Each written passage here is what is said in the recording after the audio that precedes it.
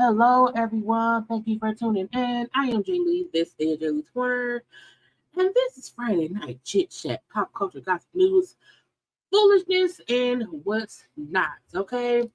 Happy Friday to everyone. I hope everybody is out here being blessed, highly favored, suntanned, skin kissed, and in great spirits. Okay, one way or the other.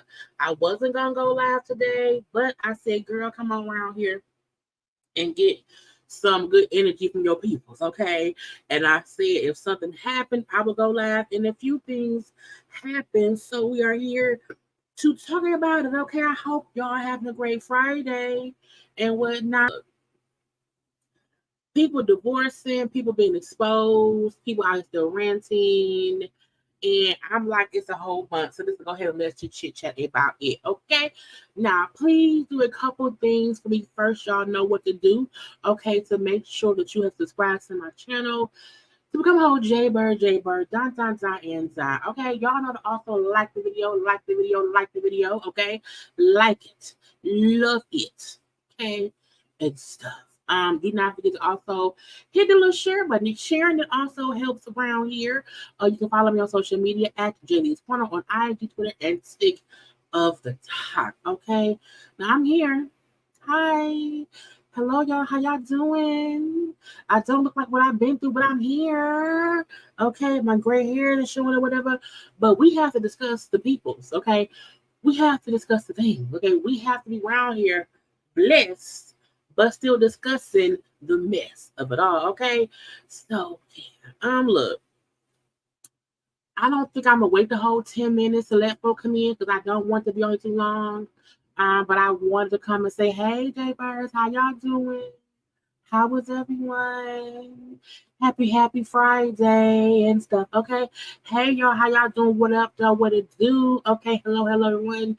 Happy Friday. Let's get ready to have some laughs and have a great time. And we're going to have a great time, okay? Because, look, it was a hard day today, but we have to remember that we still on the life of the living or whatever. And we is here to have a great time, okay? To laugh and enjoy things. And we're not rejoicing in nobody getting divorced or whatever. We're gonna talk about it. Okay? We have to talk about what happened, who happened, how long it happened, and all that stuff, because that is what we do. We have conversation around here on the corner, and I want to have a conversation with all of y'all or whatever. Okay, you know what I'm saying? Like, share, even with the heifer you hate. Okay, shout out to Alex Rogers. Okay, that's his little quote. But yeah, yeah. Right, happy payday. If y'all got paid today, happy payday. Okay. Smash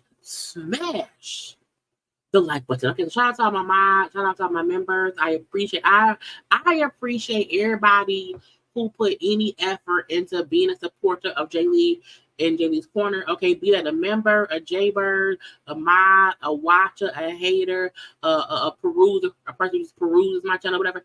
I thank all y'all for being right here. But I did not have some of these things on my bingo card today. I really did not. Now y'all know I don't have nothing. I don't have no graphics today, y'all, because I just save stuff and honey, in no kind of order. In no kind of order. So we're gonna just run it and let it be what it is, okay? Because I was like, not them filing for divorce. What?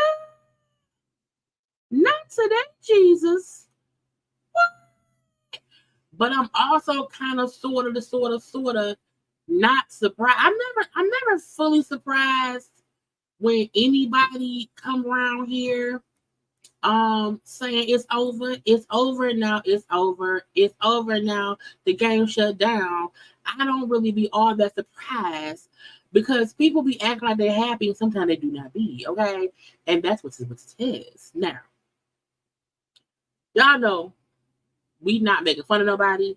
We not celebrating nobody around here, divorcing and all that stuff. But I feel like we just have to talk about it though. You know what I'm saying? And that's what it is. I don't think it's a joke. No, ma'am, no sir. You're welcome. You know what I'm saying? I'm around here trying to bring y'all content when there's content to be brought, okay? And then that's what it is, and that's what we're gonna do. Okay. Now let's get to my shit. I'm not gonna wait to 10. I'm not gonna go up to 10 minutes. It's almost 10 minutes. And again, if y'all here, and thank you to those watching the live. It is 124 people in here. Thank you to those who watch the live and also those who watch the replay. Because either way it go, we like it. We love it. Okay, we JayBirds around here. Honey, I cannot wait to take these braids out. If my grandfather's funeral was out tomorrow, I will take them out tonight.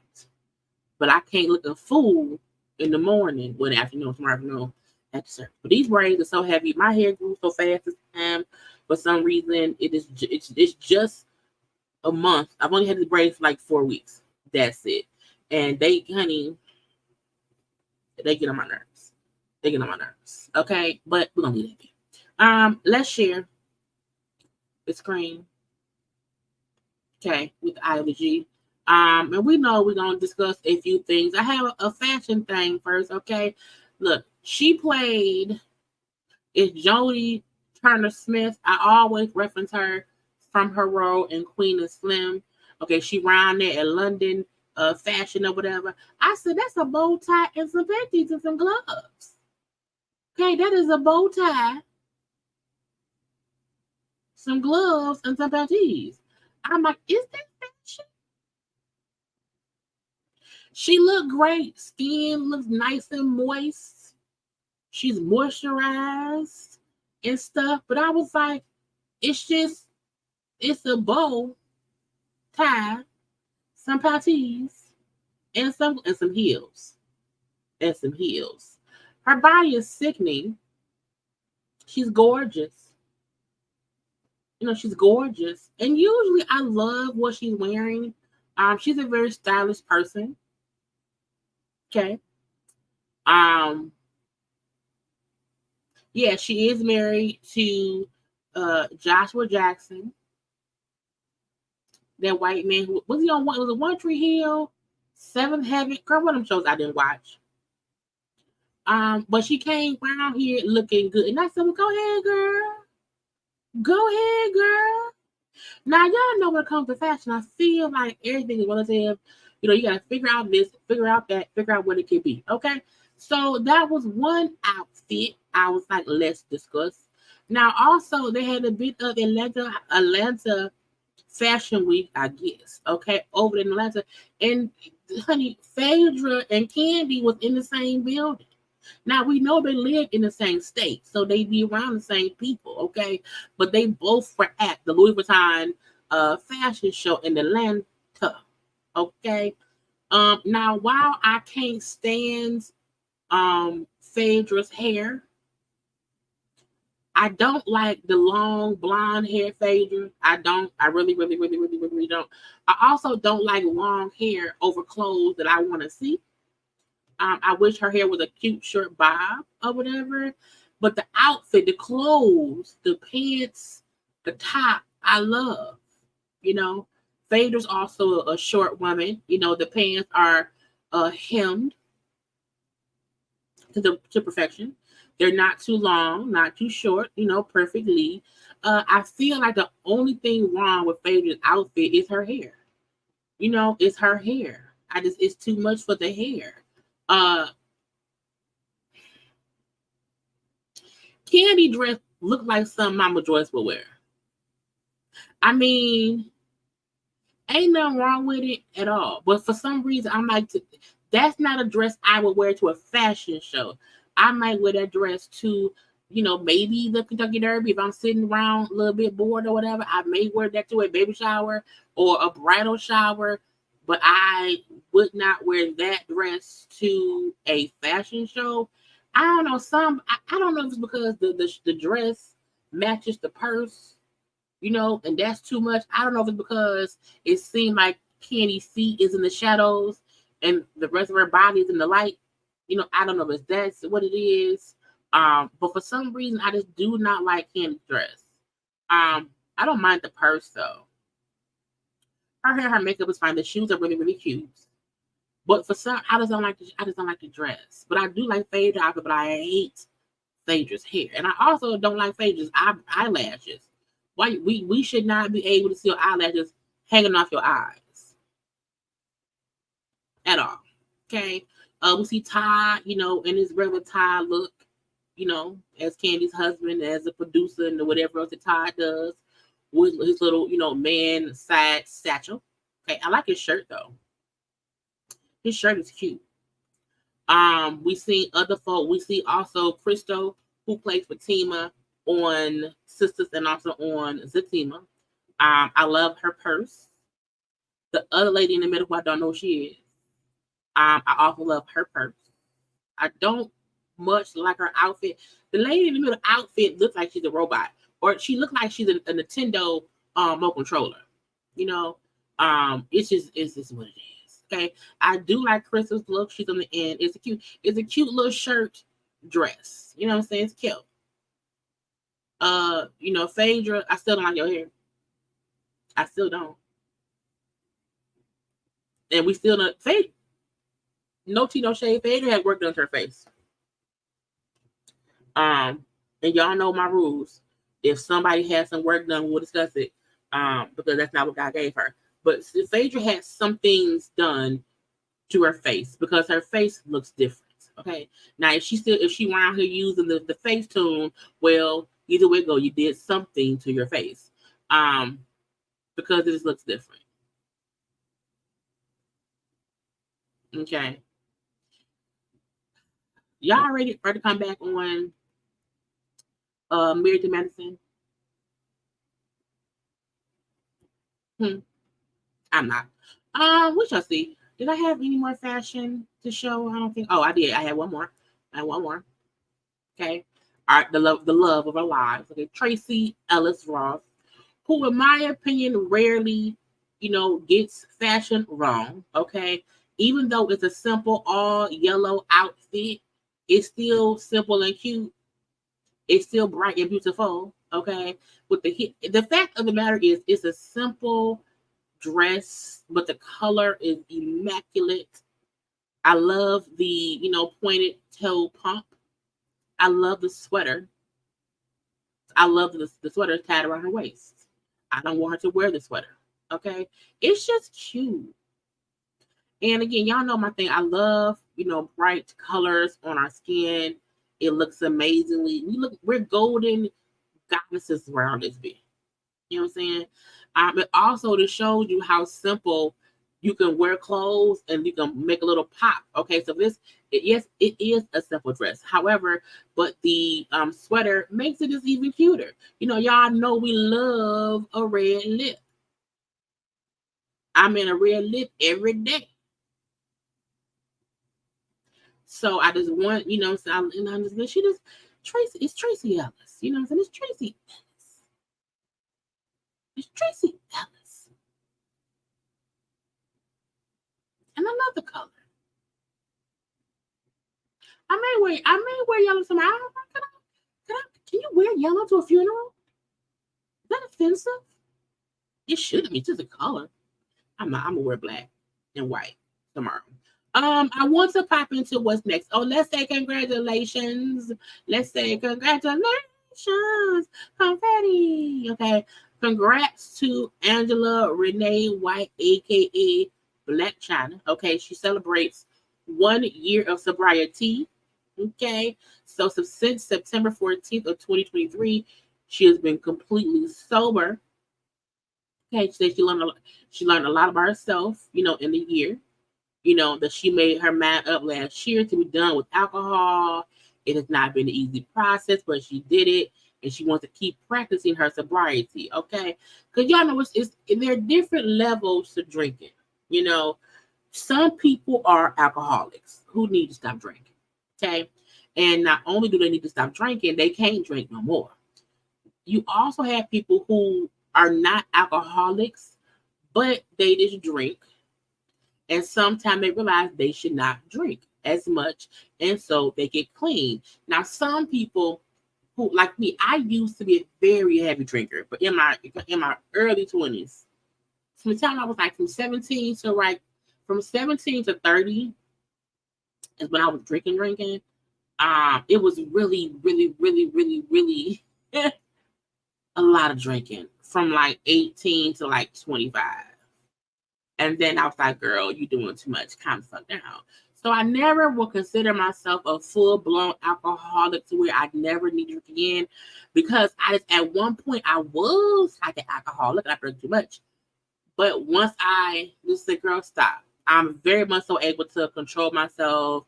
So I'm not a drinker who can't drink, because I know my limits for one, and I don't drink often enough for two. But I'm proud of her for realizing, one, she felt she needed to stop drinking, and she wants to keep not drinking. It does not mean that she can't. It does not mean that she's a full alcoholic, but she recognized, hey, I have to chill the fuck out. Okay. I love the fact that Angela, aka Black China, has really tried to change her life. And I know, folks have been teasing her about, oh, she wants to now be a mom. She wants to now, go get custody of them kids. She wants to be around. And I'm like, I feel like she is improving in life. And even if at one point she was not a as present parent, if the fathers, had the kids more than she did, that's fine. But the fact that she now realized, okay, I have to change. And she is walking in that phase of her life. I think it's amazing.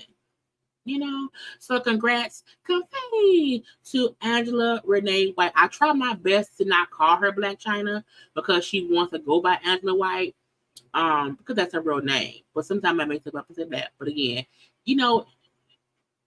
I'm proud of her. We see somebody, we think about so many other stars who were drinking and drugging and drinking and drugging and never got clean, and now they're not here no more. Now they gone. Okay.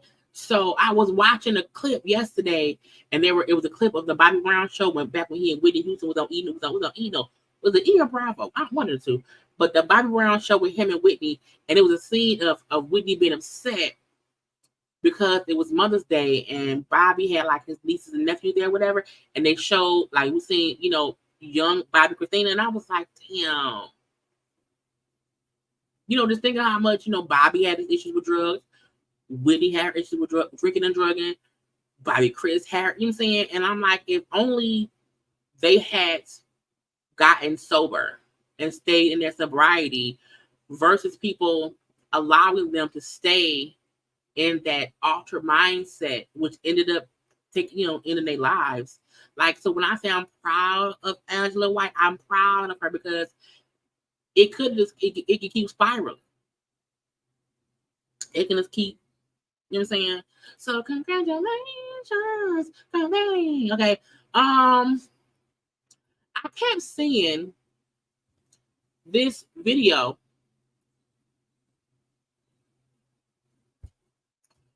of Tiffany Haddish from the VMAs, like following behind Shakira, screaming at her, Shakira. Okay, and it was, honey, it was cringe. Look, while I am a fan of her, Tiffany Haddish, she also can be very irritating, and I fully understand that. And I feel like seeing her chasing the lady around and Shakira, I was like, Ghost, why is no one saying Tiffany Haddish, shut the fuck up? Stop. Ma'am, cut it out. Like, tell her to cut it out. Like, I recognize when she does too much, but I also respect when she's just in her bag of working or whatever. But I can tell it's too different. I was like, girl, stop. What are you doing? So again, the footage of her chasing my maid was all over social media. So she responded. Okay, she said, this so interesting to me. If you feel like I did too much, all of y'all better be buying to your new album. This experience has allowed, girl. Was she talking? Was she talking and texting? This experience has allowed me to realize how truly popular I am. I appreciate all of your opinions. Thank you, Shanna Tova. Who the fuck is Shanna Tova? I don't know. I just want Tiffany to sometime go sit down. I do. I also want her to read the room. And I understand that Tiffany Haddish is a person who was always on level 10. Okay. And if the level 10, she on level 20, she always up here. She's always up here. Okay. And I feel like sometimes she don't know when to just calm down and just stop and realize you are doing too much. While I don't think it's a big deal because it's like whatever, I just never want to be the person in a room full of famous folk, and I'm famous too, and I'm fanning out or acting like a fan. You know what I'm saying? Like, take for instance, Justin Timberlake, who saw Meg Stallion, and he's like, "Oh my God, it was so nice to meet you," and it makes it no, it's the right thing. Like, you can meet someone or see someone that you are a fan of, and you do not have to go Shakira. Like, it's just like, calm down. Just say, or you see her, just walk and catch her. Like, she wasn't running away until you started screaming. So, like, I just want her to sometimes calm the fuck down because I can't keep defending your activity. I can't, girl, I don't have the energy. I don't. But I also see her being extra, read all about it for no damn reason. Okay? Yeah, because I don't have any graphics, I'm just popping into what I want to talk about. Oh, excuse me. Bobby Light was on Way Up with Angela Yee. Now, he had a point of view about this whole Spice Erica thing.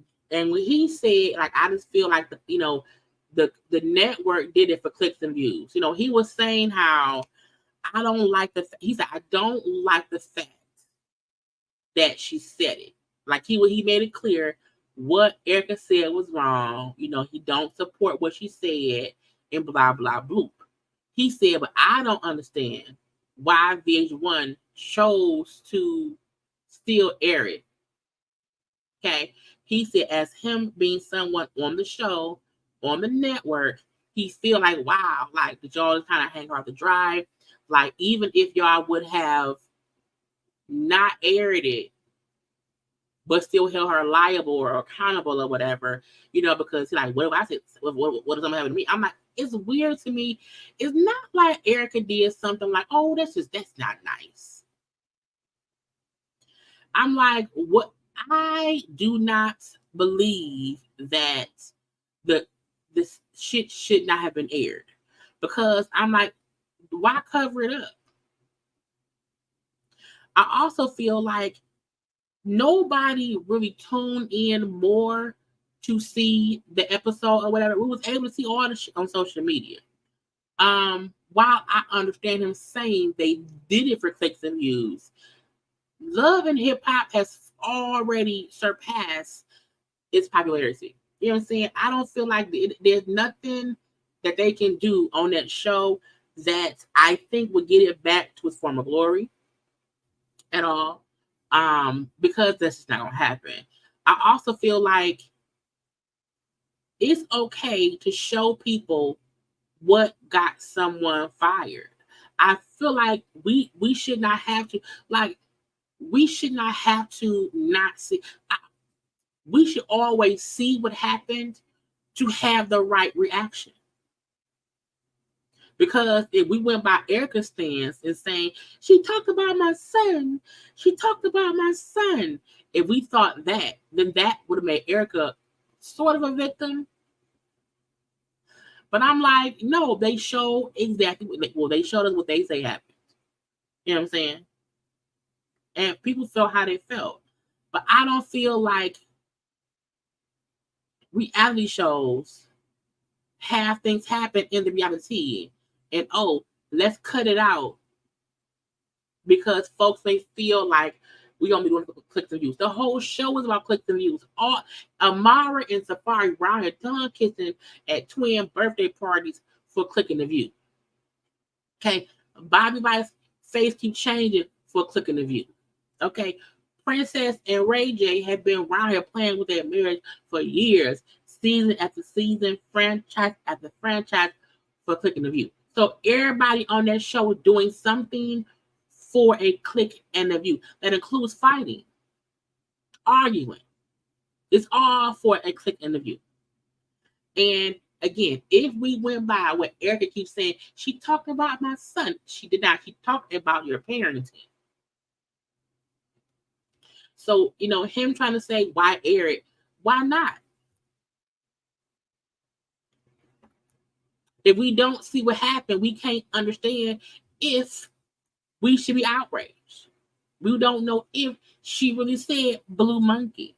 So I feel like, unless it's something where somebody is physically harmed, air it. Air it. And by physically harm, I mean, if a fight happens, let us see it.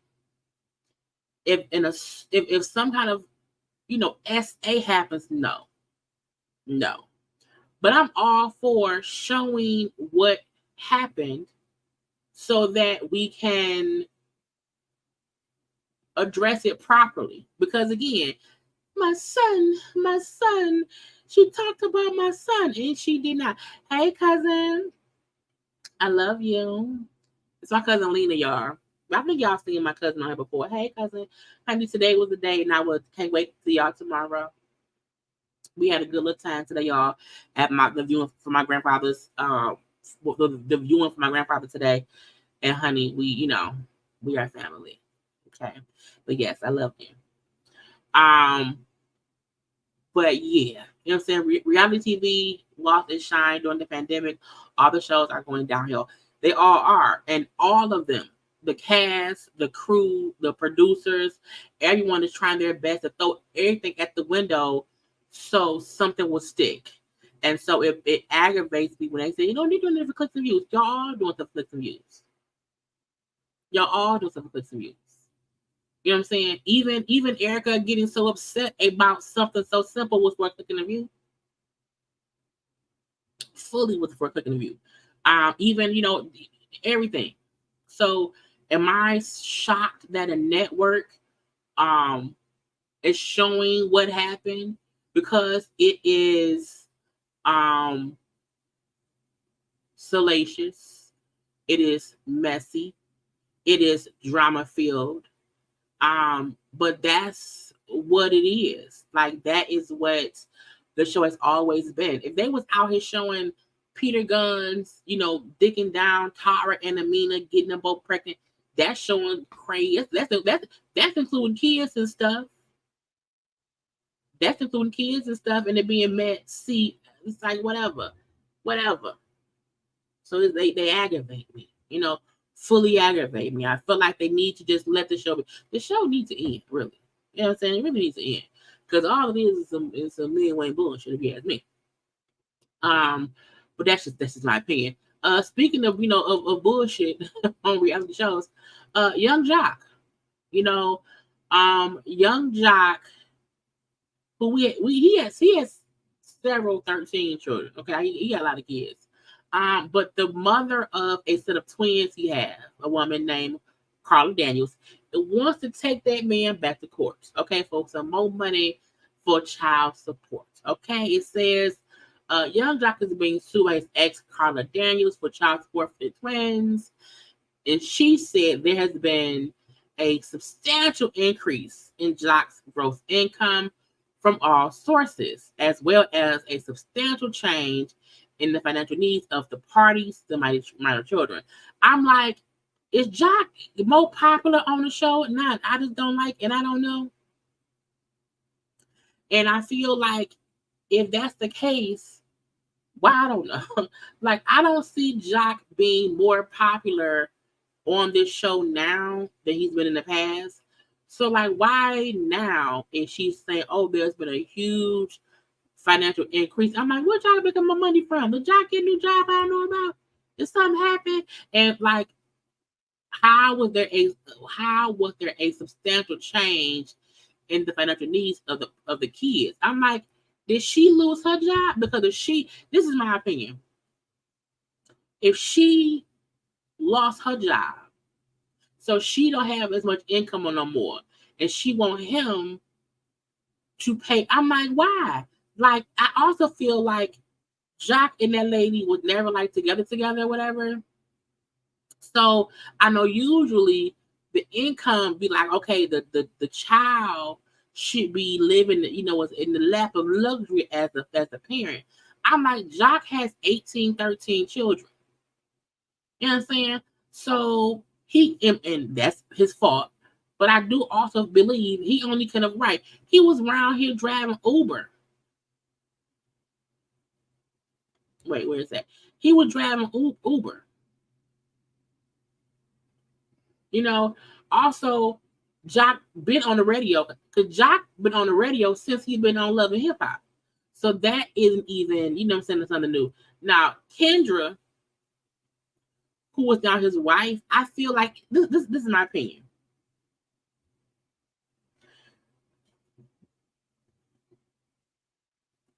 Kendra not rich. We know that because when it was planning that wedding, it was a budget.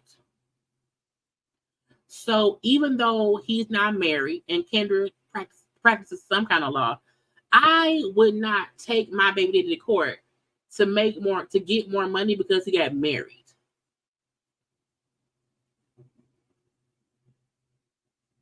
I would not, because it ain't Kendra's job to pay for my kids, even if she's his wife.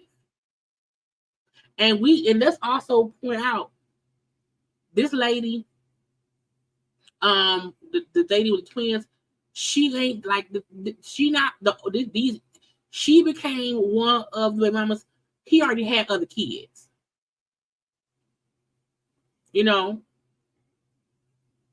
So I feel like it's a money grab.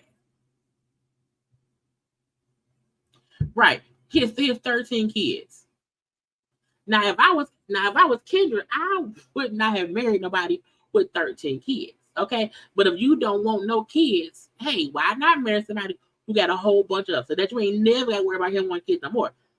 But I feel like anybody who takes their baby to the court to get more money because he got married, and we know Kendra ain't rich. She may be comfortable. She not rich enough for someone to say, hey, I'm going to take you back to court. And that she did it again because there's been a substantial increase in Jock's gross income. And Jock's income and Kendra's income should not be the same. You don't know that's not cool sometimes. But you've heard saying as well as a substantial change in the financial needs of the party's minor children. What them kids need? Okay. The lawsuit says she is pushing for increased child support considering Jock's total income. She's asking for an increase in his contribution to medical and dental costs. She's also requiring he cover all legal fees. Now, Jock's saying, hell no, no, ain't no increase, okay? The court date has been set for November.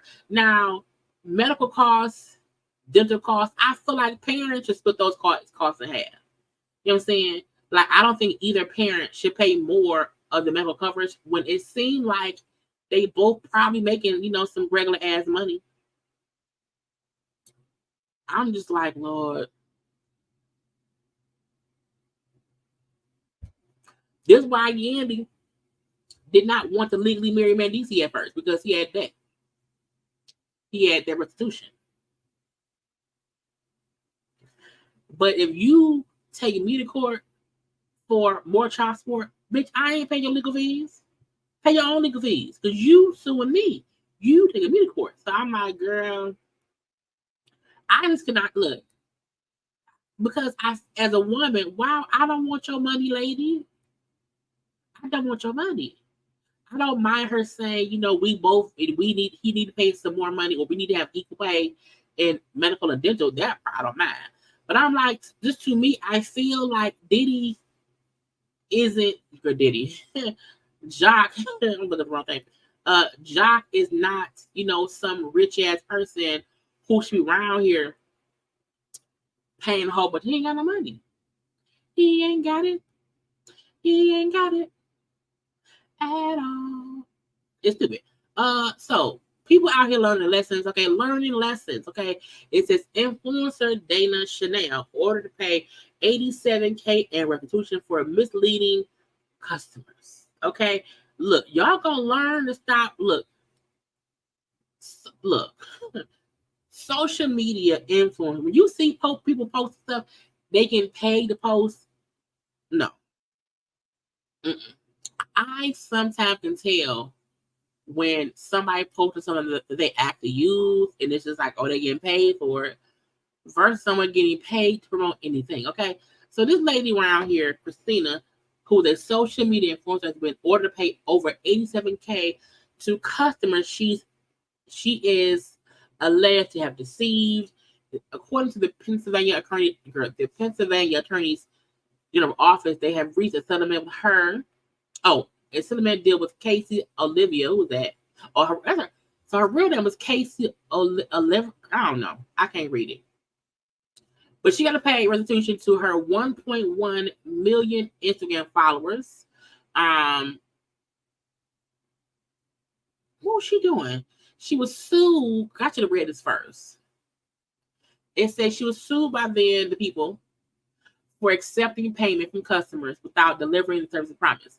Oh, not taking their money, not giving them no product. Say she presented herself as a Black woman-owned small business, and she was lying. She promoted the credit repair services and was lying. Not why I never understand people trying to get over on people, as if the police ain't watching, the FBI ain't watching, the IRS ain't watching, and you can't be around here telling people that you have a service, you charge them for the service, knowing damn well you ain't doing none of it. Oh, that girl. I remember hearing about her years ago. Well, she deserved it. I remember hearing about that. I saved this and Honey did not go back and look at it. She deserved it. She deserved it because you can't be running for. Look, you should not look. Go to jail. Go to jail. That's what matters. Go to jail because you're around here lying. Speaking of liars, and someone who won't never shut up, Tory Lanez reportedly, allegedly wants the higher courts to decide if he can post bail pending his appeal. Bruh, stop wasting your jail call minutes. Stop wasting our time. Stop wasting the judge's time. Sit your ass in prison. Sit your ass in prison. Get out our face. Okay? He really wanted to get out. And look, I know jail not fun. I understand that. No one wants to go to jail. No one wants to be behind bars. I get that. I also feel like you can't play dumb games and get mad when you win stupid ass prizes. Okay, you played a dumb ass game on social media, in the courtroom, and the judge and Jesus said, "Sir, go to jail." So if you trying to go to the Supreme Court to see if you can get bail, get out our damn face. Because the thing, he's going to appeal, fine. But you want to be out while appealing? No.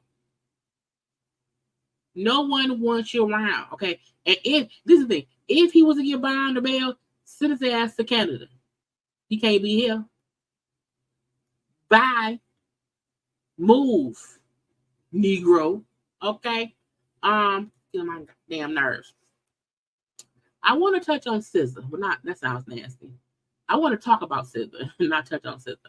SZA was supposed to perform at the VMAs. She had a really, really, really, really, really great year musically. And she was actually scheduled to perform. She was scheduled to be there. But her manager said, not today. Not around here. Okay. Now her manager said, once they found out that she was not nominated for, I think, Artist of the Year, considering the year she had, she had a good year, so this wasn't like, they should just maybe do good for her. It's like, no, he like, look, you know what I'm saying? She was nominated for Album of the Year, Song of the Year, and Best R&B. And she won that for the song Shirts.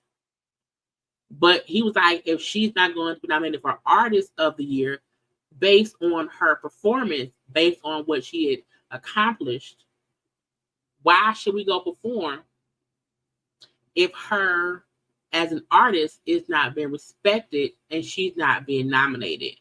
Now, I feel like a lot of folks felt like it was a Taylor Swift winning season. And like it always is on there. I love the fact that her manager stood up for her. Like, even how Victoria Monet, is it Monet? I don't know. The Put It On Your Mama lady. Okay. They did not even want her to perform, even though she had a great year. So, I mean, MTV, VH1, MTV with these awards, y'all on some bullshit. And they say, when the nominations were announced, people were surprised that she was not nominated. So her manager said that when they were on the phone, he asked, like, what's up with her being snubbed? And he said, I never got a clear answer. They couldn't give me a clear answer to why she wasn't nominated. It was just, well, she's nominated for all these other awards. The other shit.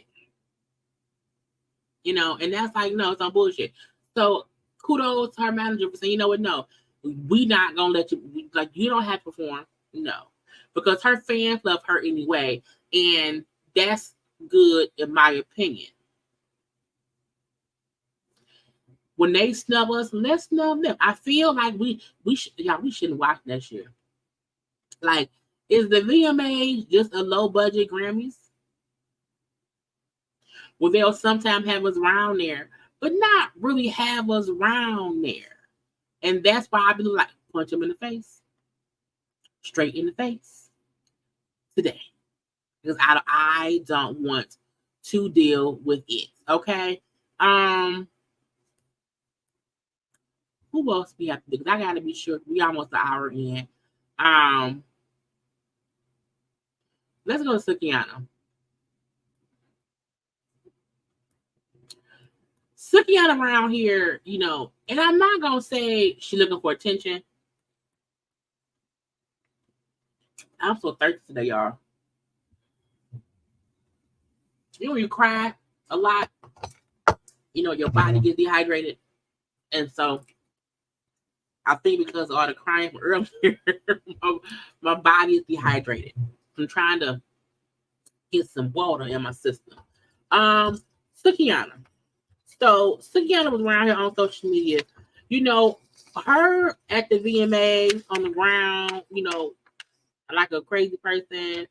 People have been talking about her real bad or whatever, calling her ugly. I don't think Sukiana is ugly at all. I don't. I think Sukiana is a beautiful young woman. I do.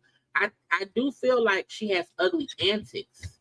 And sometimes because she has ugly antics, it does make her look ugly. So I think that's the difference, okay? But she's responding to folks who think she ugly. Now, listen up. She's so ugly. Baby. Weird. I know that y'all want me to change my nose, and y'all trying to say that I need to. I'm ugly. Oh, baby, I'm gonna show you what ugly is. I'm gonna show you what ugly is. And I'm gonna keep now that I know, and now that I know that y'all mad, I'm about to make y'all even more mad. Y'all be so prude and so classy, but really not happy in life, okay? And I ain't trading this for with none of y'all. Like for real, don't. I'm not trading. Really, it really is pretty in real life. We talking about come in person and take off makeup. Really pretty, yeah. Yeah, that's what they said. Oh, Suki is so ugly. Baby, weird, weird. Yeah, look like baby bop, but style. Not baby bop. I mean, sometimes she do think baby bop. I think she misreads people saying she's ugly. She's not an ugly woman. She has very beautiful features, okay? Even when she has no makeup on. That's why people feel like she be doing too much. She's doing a lot, and it makes her look ugly. Like seeing her on the phone, looking like, why is she down there? Girl, get up. You was ugly down there. Like you look ugly on the ground. You know what I'm saying? You look ugly down there. And even though she do look like Baby Bop, she's still not ugly. And she don't look like Baby Bop. Her facial features, the way her face is like her bone structure is very poignant. But Suki is actually a beautiful young woman. But she has a very bad, ugly, just antics. The antics is on some bullshit. Okay. I think once she realized she don't have to be the butt of her own joke, once she realized she does not have to be the sex pot for no reason, she may just stop all the bullshit. But until then, we love Baby Bop. We just don't like her antics. And if you just get up off the floor, do some rap, do some modeling, like you don't have to be around here just being foolish. Okay. Now it was another part of her life where she was talking about her not being a role model, her not being a representation for people. Looking a fool or looking bad. Y'all been looking bad. Y'all been looking bad. Your baby daddy's been making y'all looking bad. Y'all all been looking bad. Your husband's been making y'all look bad. All y'all been looking bad already. I am not the reason that y'all look bad. I do not represent y'all. Y'all represent yourself. I am not your motherfucking representation. Suki Hana is not nobody's representation. Child. Why would y'all even want me as representation? Y'all need representations yourself. Now that I agree with. I don't think she represents anybody but herself. Okay. I don't think she makes black women look bad. I don't think she's a bad representation of black women. Because Suki is not the typical black woman. So for me, it's like, ma'am, get out of my face. You right. No one should be looking at you to be the rep for us because you're not even that much of a rep for yourself. And I mean that by her actions. Okay. Strictly that of her actions. Now, I want to get on. Let's do Aubrey. Now, I could have swore I saved something else earlier, but I found this one from Schoolboy. He posted it earlier. So Aubrey, is it Aubrey or Aubrey? I always forget how to pronounce her name. I forget it every time. Aubrey. Aubrey was on a YouTube earlier today that came out. I think it's the OnlyFans YouTube because it was over an hour interview. I had to watch the whole thing to make sure I caught everything she said about Diddy. She's on OnlyFans, and honey, she around here busting it open for some money, and that's fine. It's fine. In the conversation, she brought up, the whole thing. What they brought up, her and the guy interviewing her, started discussing Diddy, who's giving back people's publishing, this and that and that and this. Honey, when I said, and I'm not gonna play the audio because I ain't got time. It's all over social media. I may post it when I get off here. I don't know. If I remember. But Aubrey was like, months ago, Diddy was reaching out to certain people, whatever, and the whole he's giving back the publishing isn't really what he's doing. And she explained that months ago, he sent like contracts. Well, not him per se. The people. Okay. I think she was Sony, whoever. The people sent contracts to at least her and the ladies of Dandy Kane, as well as other people. And she was like, basically, it was saying, we'll give you the publishing, but you have to sign this, and you can never speak negatively about Diddy. And it was like these different entities that surround Diddy, and stuff like that. And she was like, because the publishing at that time they were being offered was worth maybe a few $100s or whatever. And she was like, it wasn't as if you were getting back money that was already earned with your music. She was like, no. She's like, if Diddy Kane made them $48 million, we're not getting that money. We're getting what money may come now if stuff is streamed. And she was like, it was basically for the people who had like writing credits and who had like worked on stuff. She said, I told my bandmates we should not sign it. And she said, allegedly, she's heard only maybe her and one other person did not sign. She did not say who the other person was. I was like, it could be Dawn, but I don't know if Dawn was in Dirty Money. I'm like, could it be D Woods? D Woods and Aubrey were 2 out of the 5 who didn't care about beefing with Diddy. And she was like, I don't need that money. She's like, I make a lot of money on OnlyFans. And she's like, she be dancing naked on there, whatever. But she's like, I don't need the money. However, I told people, if you need if you need $800-$900, $1,000, whatever, I'll give you that, but don't sign it. Now again, she said allegedly 3 out of the 5 signed it, but she didn't say who it was, but she heard that. When she said, I really want, because we keep saying we need a surviving Diddy. And she said, I'm not signing this because she said, signing this would mean I'm trying to get a documentary made on one of the streaming services that will discuss what girl bands and boy bands went through back then.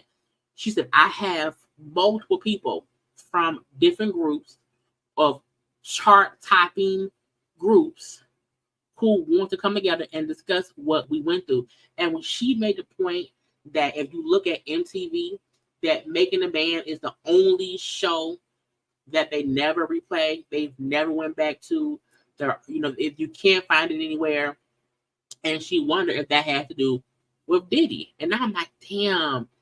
When she said, you see how they do Jersey Shore, you see how they do Real World, how all those shows and the folks from the shows are able to, still use that content. The reruns play.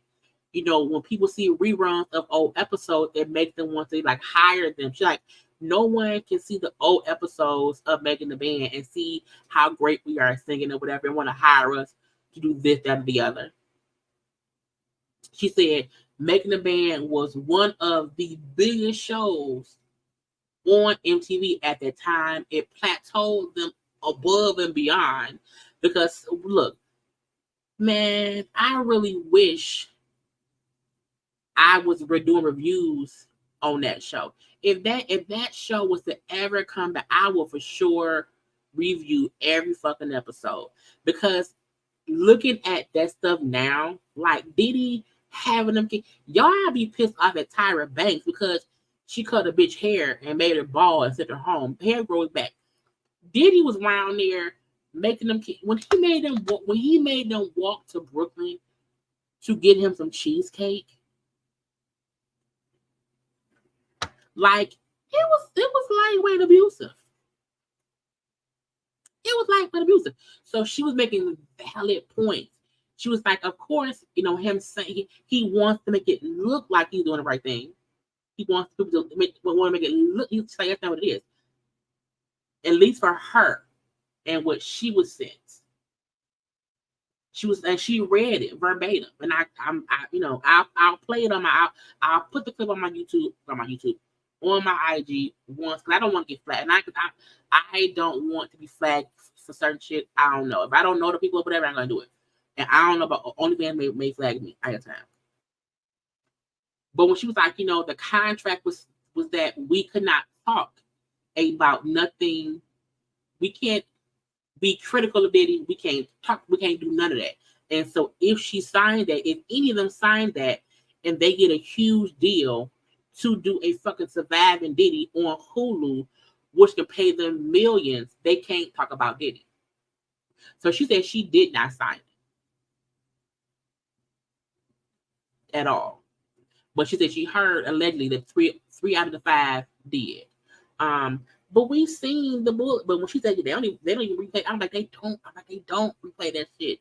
They don't. And she's like, and people don't think about it. Where she's like, the stuff we went through there, we were treated badly, and no one cared. She's like, Diddy treat us like shit, and I'm like, he did. She said, when Diddy fired me, he embarrassed and fired me on the show like that. That was, hard for me. She then said she found out. She said it was a good interview. It was like 10 or so minutes of this conversation or whatever, out of the whole hour or whatever. But she said back then they did not even know how big the song Damage was, because Diddy had them so sequestered and secluded. They didn't know how big stuff was. Damage was damage. I thought I should let you know. I'm saying that song. She said we did not even know how big that song was. No one told us. But she said she also found out that deals and stuff were offered to them that were turned down. And she said once Diddy fired her, and then she was fired. Then they wasn't filming for a little minute. When the filming stopped, she said she was approached by Playboy, and it's Playboy offered her, I think it was $500,000.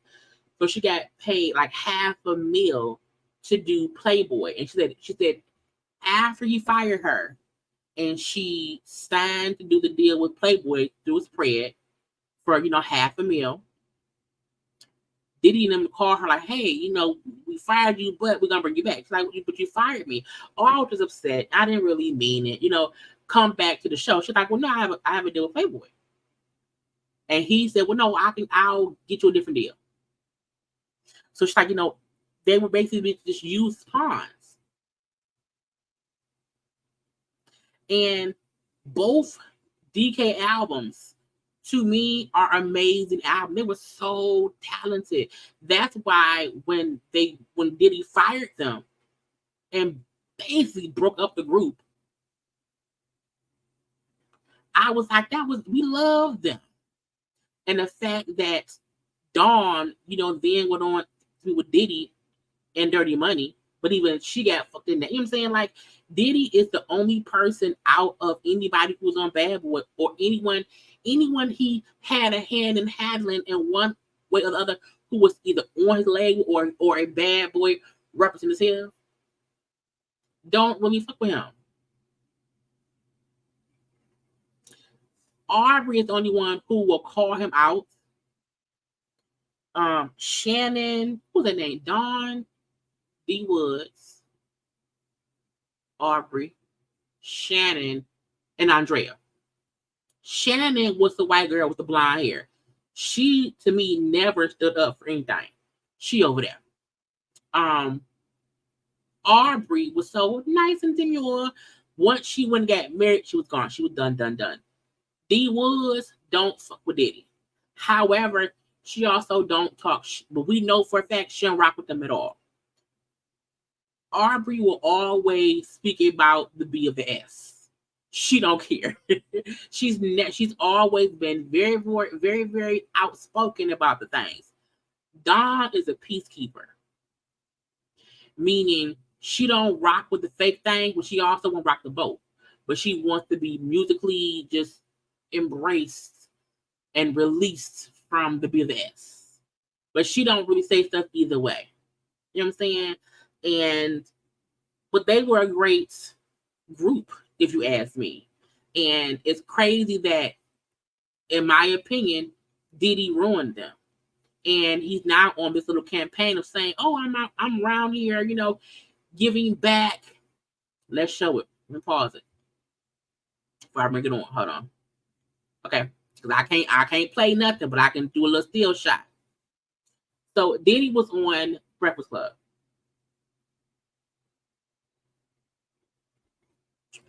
I have not seen the episode. I've seen clips. I will fully watch it. I don't know when. We shall see. Tomorrow's the funeral. I'll fully watch it. If it's more, I'll come back to y'all about it. But Diddy was talking about how he called it, I am reassigning publishing. And I started doing it 2 years ago because it's the right thing to do. And I just feel like he's full of shit. I feel like he's saying the contract for the contract. So there's no need for me to give back anything. But we are reassigning the publishing. And the lawyers in them, started 2 years ago, and the lawyers in them are just doing what they got to do. They're doing their due diligence. And, I'm doing what needs to be done. It's the right thing to do. And when they asked him, what about when the one dude said, but it ain't worth shit now. And when he said, well, whatever a person's publishing is worth is what it's worth. And I'm like, but you're avoiding the question. Because the question mainly is, you've had a hold of this publishing for all these years. And when the music was popping, you own this, that, or the other.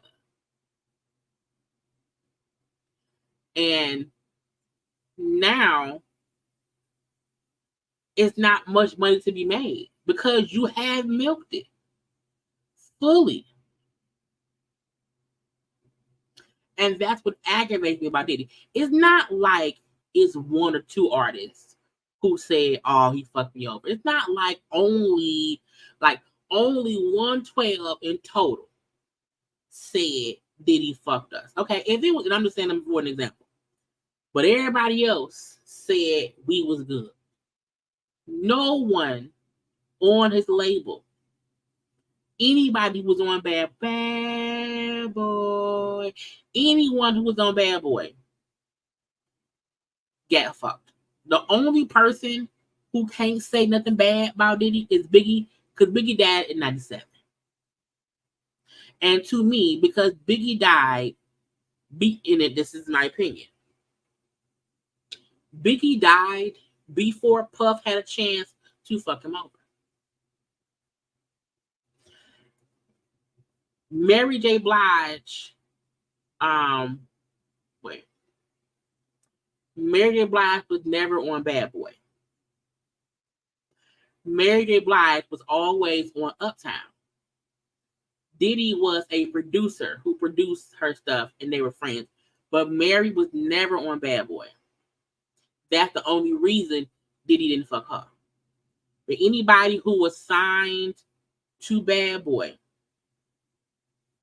and one way or the other got fucked over. That includes Craig Mack, Black Rob, 112, The Locks. Somebody said yesterday that Lil' Kim was not on Bad Boy. Kim may have been signed under Biggie's label. Let me see. Was Lil' Kim signed to Bad Boy? Let me see. I'll Google it.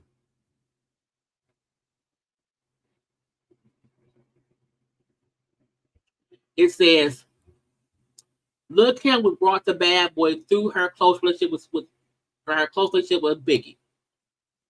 Although not signed to Bad Boy, she worked closely and collaborated collectively with labels. So she wasn't on Bad Boy, but that's the crazy part. She got fucked too, because when Kim went to prison, right? Kim was on through Biggie. I think I said that yesterday. Kim was on through Biggie. Did I have a I probably did. But Kim was on through Biggie in the Mafia, okay? However, when Kim went to prison, Kim said Diddy never really rocked with her. You know what I'm saying? That when she got out, she said Diddy didn't help me out. You know what I'm saying? So in a way, he screwed over everyone who worked with him. And that is why every time they have something for Diddy, you rarely see anybody that's his artist come out. One time, Kim came out, Locks came out for something. It may have been on BT a year or two ago. But usually they really only mess with Diddy if there is a concert. And so they'll make money too. And that's the only time that you see them doing something. But in general, just rocking with Diddy, it don't happen. It don't happen. A lot of them got played for masters, money, contracts, especially newer artists. And the fact that he had, again, I don't know any other producer or CEO person who has such a bad reputation when it comes to their artist, except him. So Diddy trying to play this so nice, I want to give back to the people. I want to give back to my people. No, you don't. That ain't what it is. And I like the fact that Aubrey coming out this is really what it is. Because when we kept on seeing, Diddy giving back his publishing, no Bad Boy artist came out yeah, he is. He's amazing. Thank you, Diddy. No one came out saying any of that. Because it's just to make him look good. It's to make it seem like, I'm a great person. You know I'm a great person? I've been trying to give out, it's been 2 years. But Aubrey and I believe what Aubrey said. Aubrey O'Day said they sent us basically NDAs to not speak ill of Bad Boy and them. And we'll get back a little bit of money. But in not speaking about Bad Boy and them, we can't do it. I keep saying we need a surviving Diddy, surviving Megan the Band, surviving Bad Boy documentary. And the fact that she said, I want to do that. And if I want to do that, I can't sign this because I won't be able to tell them how I was dealing with Diddy and them. And I said, well, I guess that's right. Now, because a lot of stuff surrounded Diddy. He was also up there. And Envy asked him a question.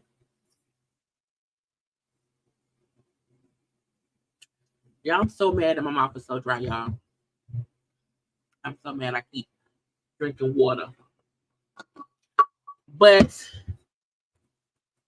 Envy asked Diddy when he was up there today, hey, so yeah, the rumors about Carisha being pregnant.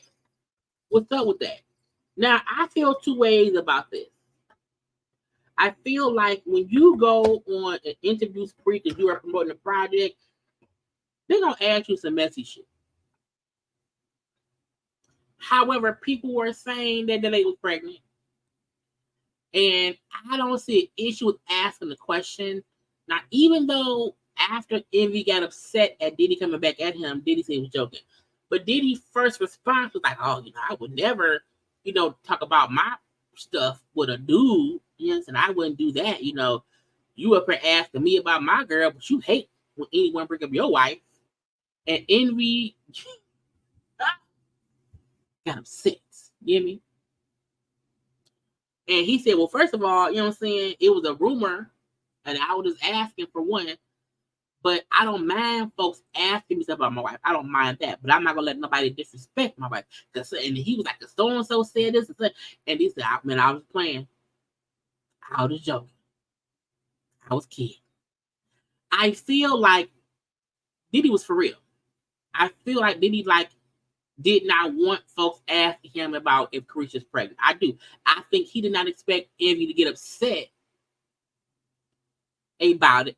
So he said, I'm joking. Ha, ha, ha, ha. They dap it up and laugh and hug it out or whatever. But I do feel like people did think she was pregnant. And I feel like you go, the Breakfast Club is known for being a bit messy. They ask, questions. And I don't see an issue with that, but I also feel like the Breakfast Club used to have, Angela Yee there to field these questions that was the gossip stuff. With her not being there and Envy and Charlamagne having to kind of do that for some time, they not doing it right. It's weird. It's awkward. And I sometimes feel like they need to just get a permanent female up there because the show is just too chaotic. And I don't think Diddy would have got upset at that question had it came from a female. Or I don't think the response would have been, ha ha, jokey joke, I'm pissed off, shade, we can't ask you about your wife, but you would have asked me about my girlfriend, okay? And I'm like, well, sir, first of all, stop fucking Carisha. Something about Diddy and Carisha just aggravates me because I feel like he don't really want that lady. But it's fun for them. And today, him and Carisha and somebody else was on Apple Music or whatever. And she asked Diddy, because it was Carisha and Diddy up there. And she asked Diddy, they do have Jess up. I don't know Jess was there today, but sometimes Jess doesn't have that same jump in the conversation next to her like Angela Yee did. Because, Angela Yee was there for 13 years. So, there's difference or whatever. But I do feel like sometimes Jess or any woman who be up there, sits and waits for someone to notice them, or they sit and wait, to be addressed, or sit and wait for someone to say, "Hey, you got a question?" Like it doesn't seem as natural. So Jess, I believe she may have been up there today, but sometimes she don't jump in enough for me. Sometimes I forget Jess is there until I hear her say, wow, wow. Like she wows a lot, she a lot, but sometimes she don't like join the conversation. And or you hear her trying to get attention in a way to like remind folks she's sitting, or she'll crack an awkward joke that ain't funny.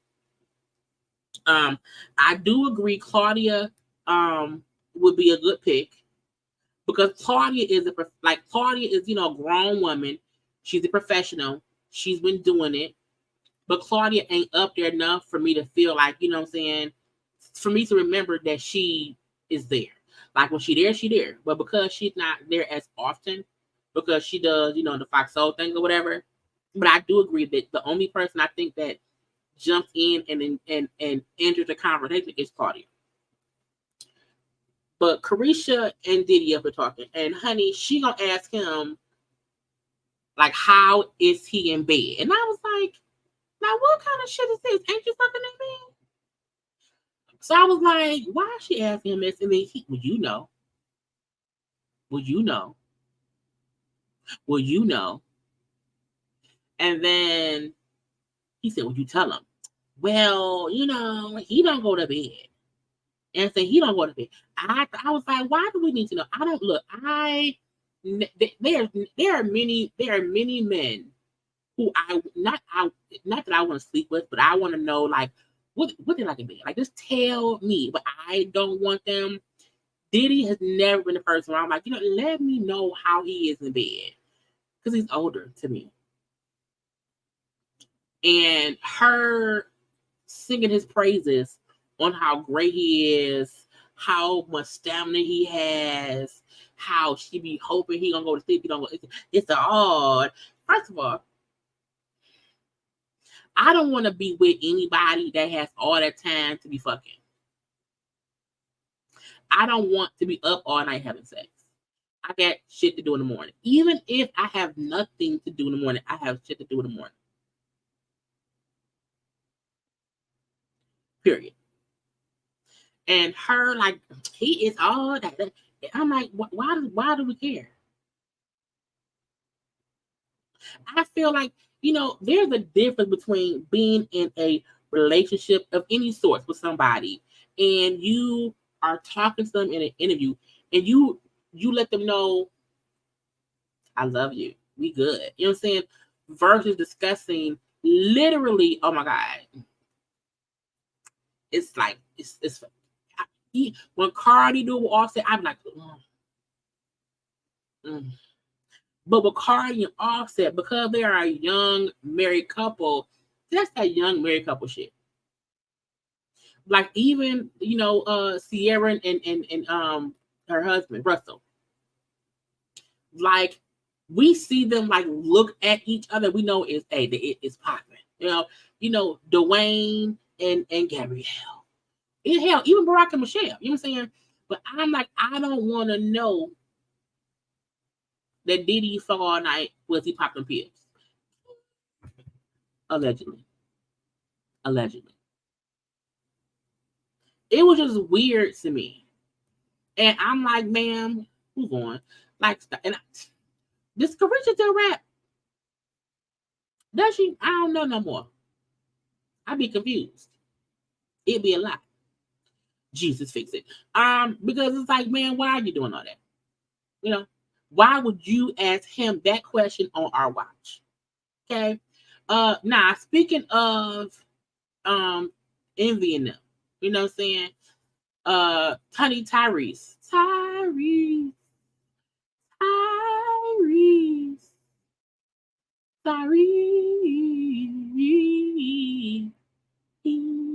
Okay, he be on some bullshit. Y'all, let's just listen. Tyrese went on his Instagram.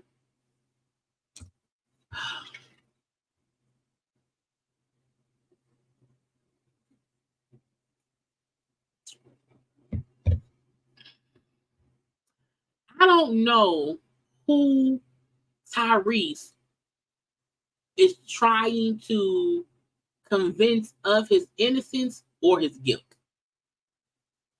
Not sure at all.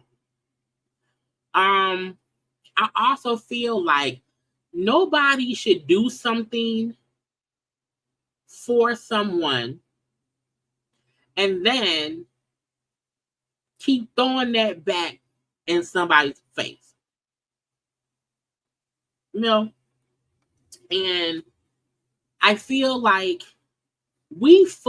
most people fully understand that Tyrese is upset, or Tango, the whole thing, that Tyrese is upset that while he was going through a divorce, while he was going through a mental break due to medications who made him be a little bit cool with you, certain people he felt like should have given him grace, did not. I get that. I fully get you feel like people who you felt like should be there for you wasn't. But I also feel like you can't say God put it on my heart to do something for people who I did not know like that. And I just follow what God told me to do. And then use what God told you to do as a petty get back. Like, who that means you did not do what God told you to do. Because God now telling you to what. So I want y'all to listen. It's like 5 minutes, y'all. And then lastly we'll get into Jeannie Mai and Jeezy. But listen to what he did. Now I sped it up a little bit because he talked. It was like 7 minutes or whatever. I sped it up a little bit. But listen.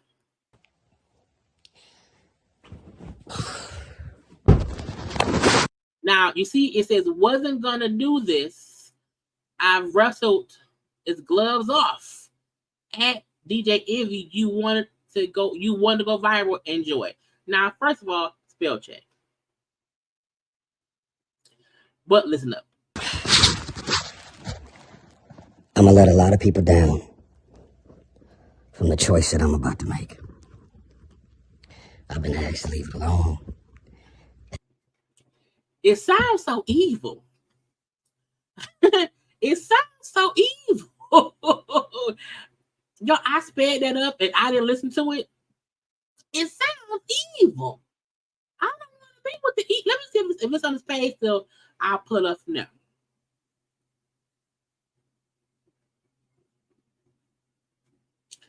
This fool that made parts 2s and 3, girl.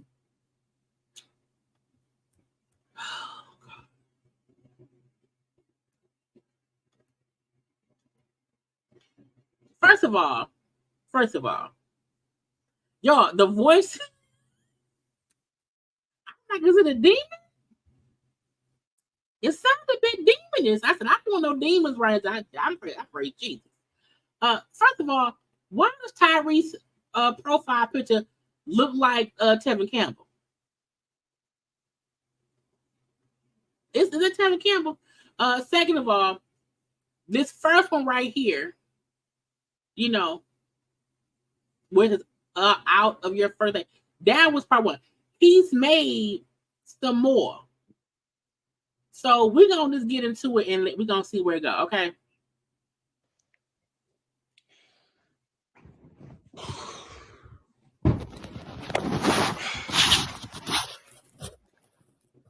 I'm gonna let a lot of people down from the choice that I'm about to make. I've been asked to leave it alone. It's been said that people got a short attention span. They're not gonna be thinking about this in the next 3 hours. I mean, I just want look. First of all, I don't know why he's talking so low and so deep and so slow. But Tyrese, let it go. 3 days. Move on. Let it go. Take the high road. You're a star. The stage is big. Envy. You know how you said I don't give a fuck about nothing. If anybody disrespect my wife, and then you ran down all your kids' names, you say, I don't give a fuck who you are, what it is. When it comes to my wife and my family, I don't play no games. You goofy. No one has disrespected your wife and your family more than you. Well, that's true.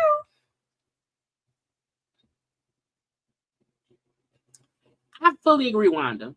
I feel like y'all had a whole interview, and it wasn't Envy who like kept talking. Envy only went back on the radio and called Gia because Tyrese went on social media on his IG and was saying this, that, and the other. Okay. But I mean, it's true. Envy did wholeheartedly, disrespect his wife by cheating on her with Erica Mena. That's true. But at the end of the day, his wife forgave him. They moved on and they've had, I think, 2 more kids since then. So I'm like, but let's go. You know the most dangerous thing about me? What? Is I know what I know about the level you took it to. Ooh. Now this is the thing. Right. I want to also point it out. That was 10 years ago. That was 10 years ago.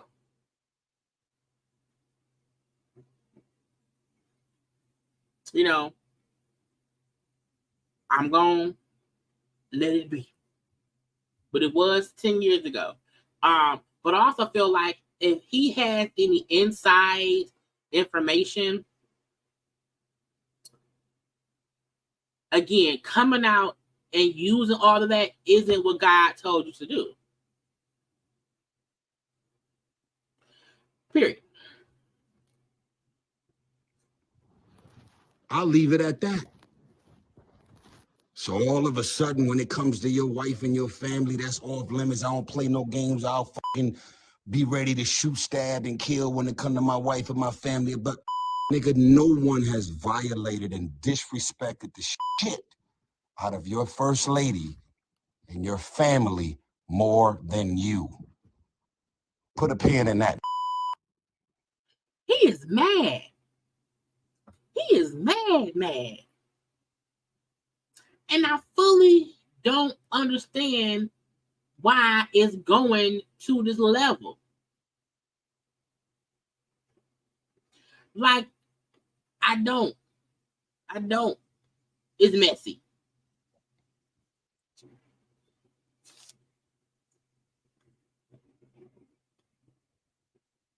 I'm not on the air, am I? Yes, you're on the air. When you called, she answered because you called her from the hotline number at the radio station. That's how it works.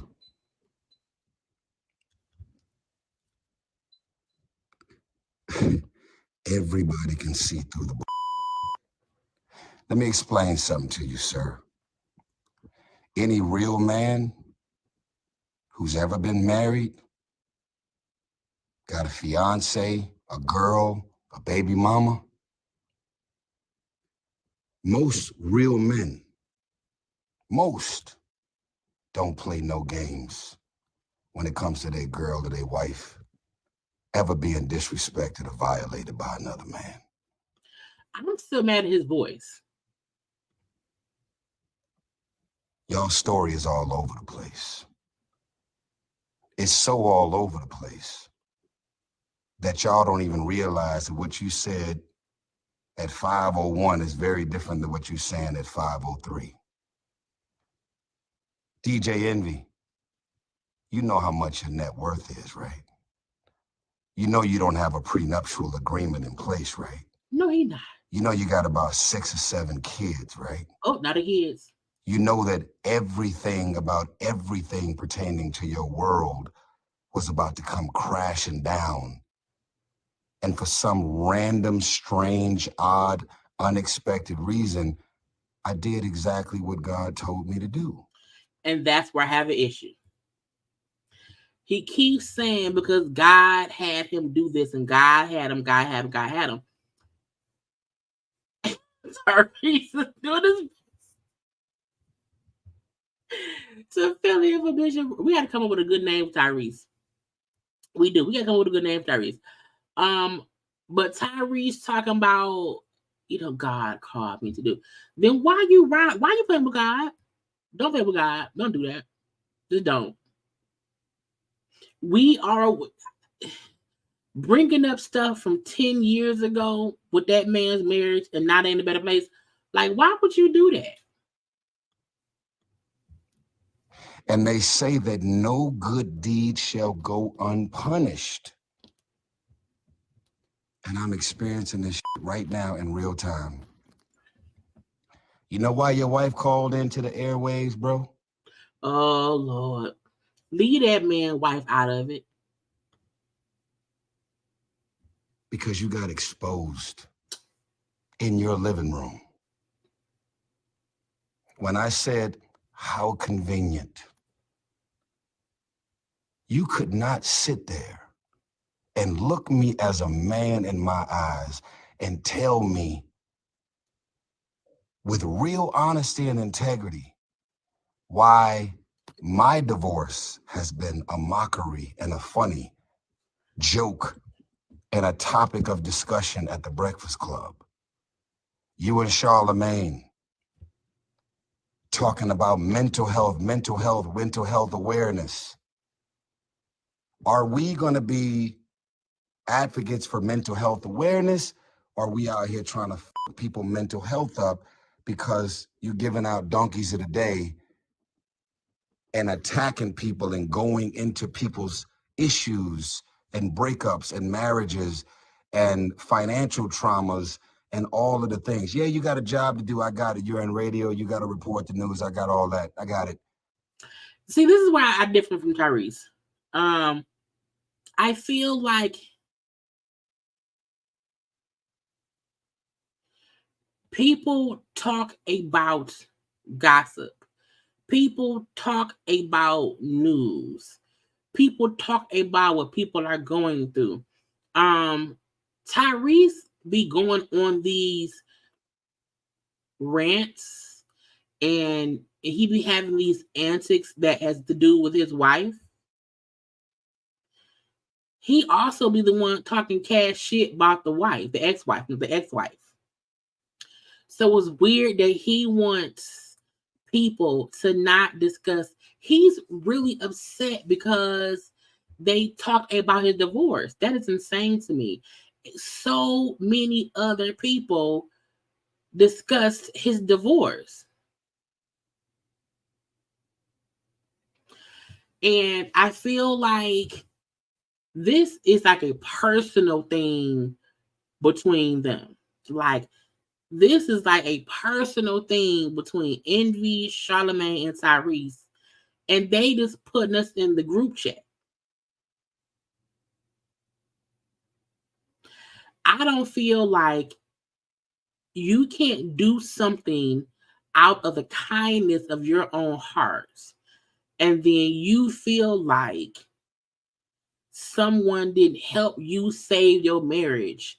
So you have to then like fuss with them.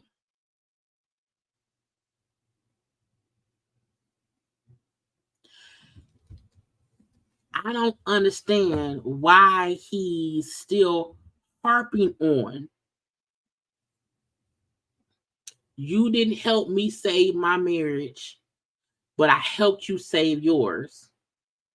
And then when other things came out about me and my ex-wife, y'all was up at Keek, were discussing it on here, laughing or whatever y'all was doing. And, we now know why, because they all had an issue with him. But I feel like, why is that an issue now?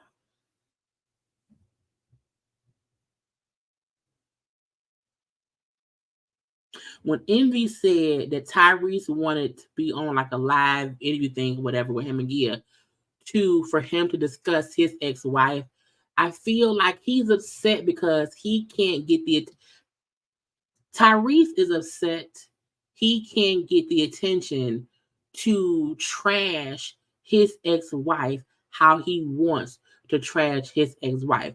I feel like my opinion is he like, not only did you not help me save my marriage, you wouldn't help me trash my ex-wife. So I'm extra pissed.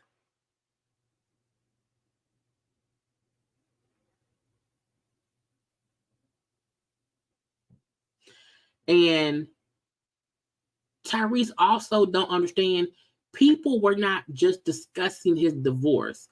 People have been discussing his actions during the divorce. They're not saying, ha, ha, ha, Tyrese is getting a divorce. They're saying he out there fooling. You see that man on live crying about this and crying about that? Like it was his public actions on social media that people were discussing that looked disturbing. That's what it is. But you cannot be pumping and perpetuating mental health and mental health awareness and then be out here fucking people mental health up. And I agree, but I also feel like we as people have to take accountability for ourselves. And we have to know that our public antics can cause conversations. If you know that mentally you're not okay, maybe don't go on social media and go on these rants, because people are going to discuss the rant you made. And if they think that's just you being you fussing, they're going to discuss it and they may laugh a little bit. And what Tyrese and that lady he was married to went through, that's y'all business. But when y'all make it public, it's like, damn, that's what happened. And folks gonna feel some kind of way. Now, Tyrese has had a new girlfriend for a couple of years now. He's not freshly divorced. This divorce ain't happened yesterday. He ain't just with his girlfriend. I would be like, why are you on social media every day fussing with Envy about an ex-wife who you're not even with no more? Bitch, what about me?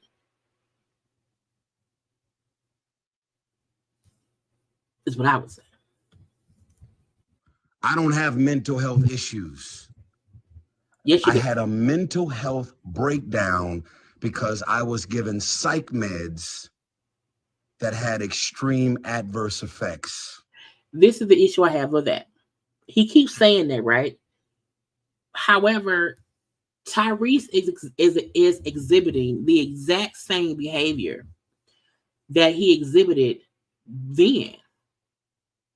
So it's not far-fetched to feel like, oh, was it the psych med? The psych meds may have made you say, William gave you $5 million.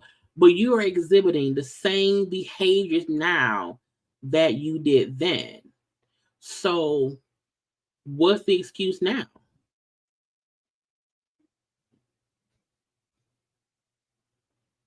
Is this just who you are?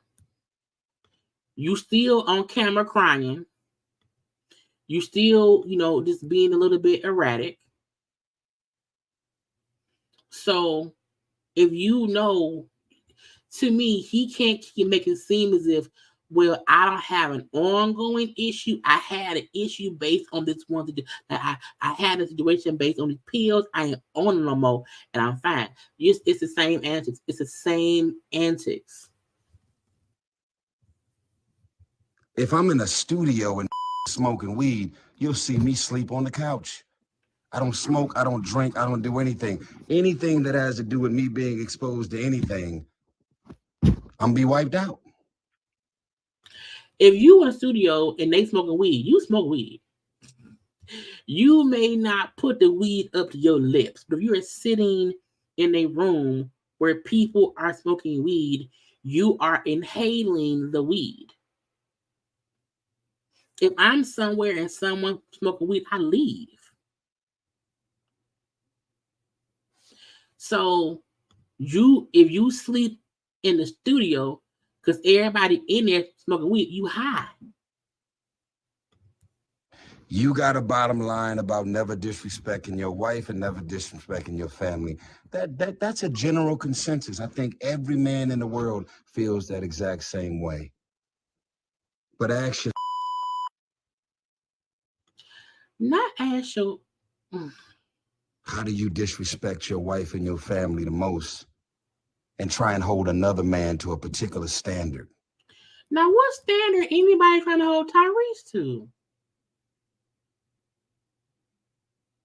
I don't understand what standard does he feel like Envy is trying to hold him. I feel like if somebody feel like you should not do this to my wife, that has nothing to do with what he did in the past. Because what he did in the past does not give you a pass to do whatever in the future. You can't say, well, he can't ask me to respect his wife because he did not respect his wife 10 years ago. Lord. And how do I go above and beyond to be used to step in? No one used you. You used yourself. You offered up yourself. To do whatever it is that I did to try and help. You guys ultimately still did all the work. You guys still decided to stick to your vows. And that's what matters.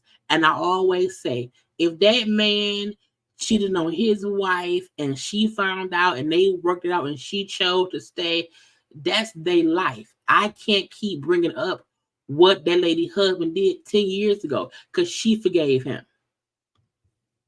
Let me remind you, through thick and thin, for better, for worse, sickness and health till death do us part. We can say a lot of things, but we can't say that you ain't got a real wife over there that's really got your back.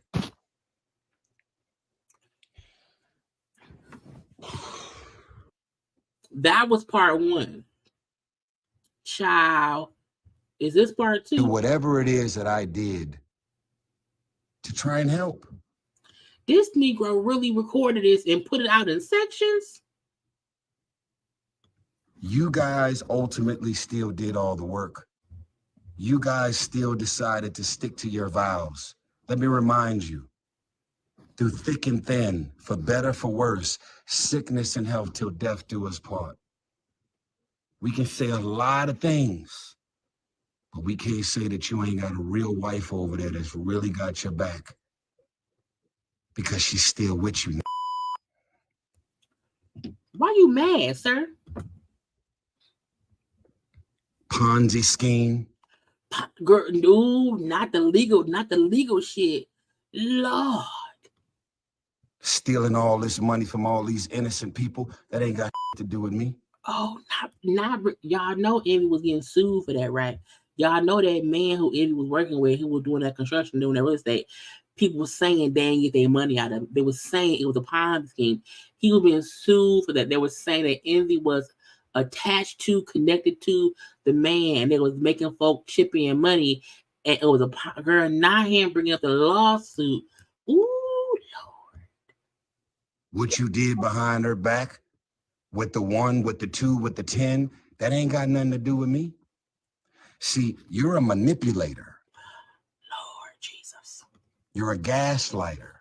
And you're also one of those great undiscovered actors. Well, so this is my question. This is my question. If that's how you feel about that man, why would you convince or help his wife stay with him?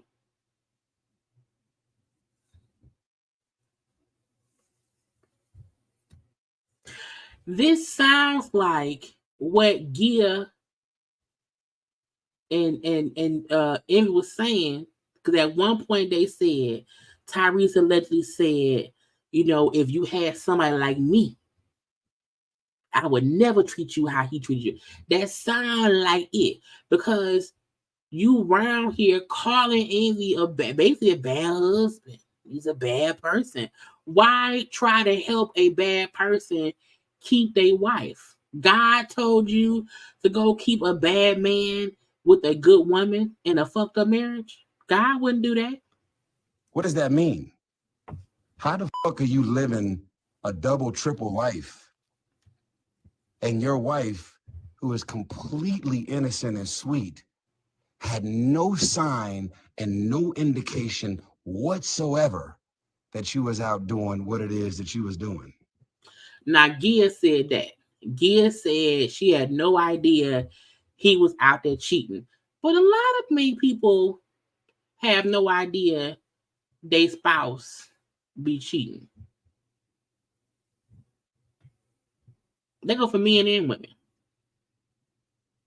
But I'm still wondering if Gia's such this great woman who you see she's so great, why would you trying to help her stay with her? Because Gia was the one who was leaving Envy when she found out he was cheating. She was done. That's why Envy was so kind of crazy. Even on the air, they said he was failing his job and he was miserable. So, you know, if Gia was this person, why would you convince her to be with someone that you're saying is this horrible person?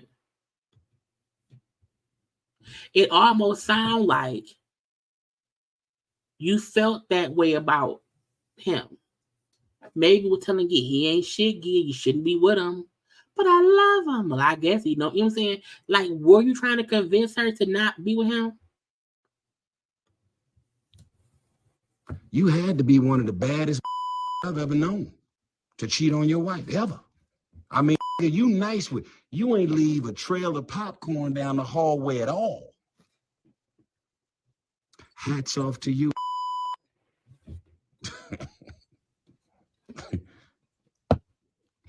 Let's unpack this last thing.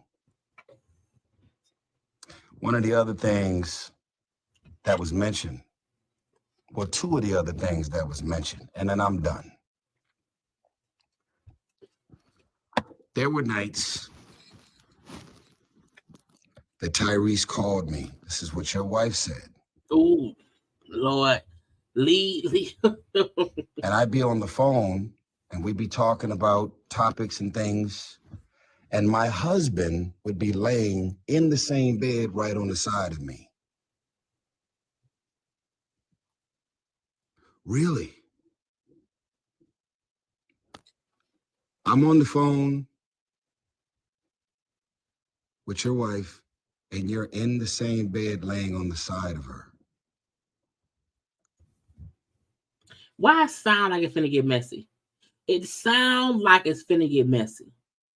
What man, what real man would let another man be on the phone in any capacity if I actually disrespected her? If I actually flirted? Now, let's make something clear. Let's make something clear.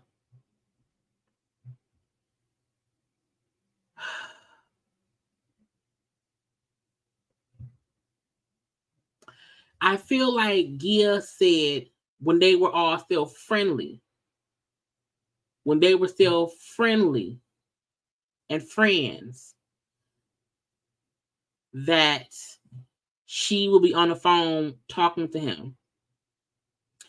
I believe even Tyrese said, you know, Envy, I would still talk to you and check up on you. I would talk to Gia and check up on Gia.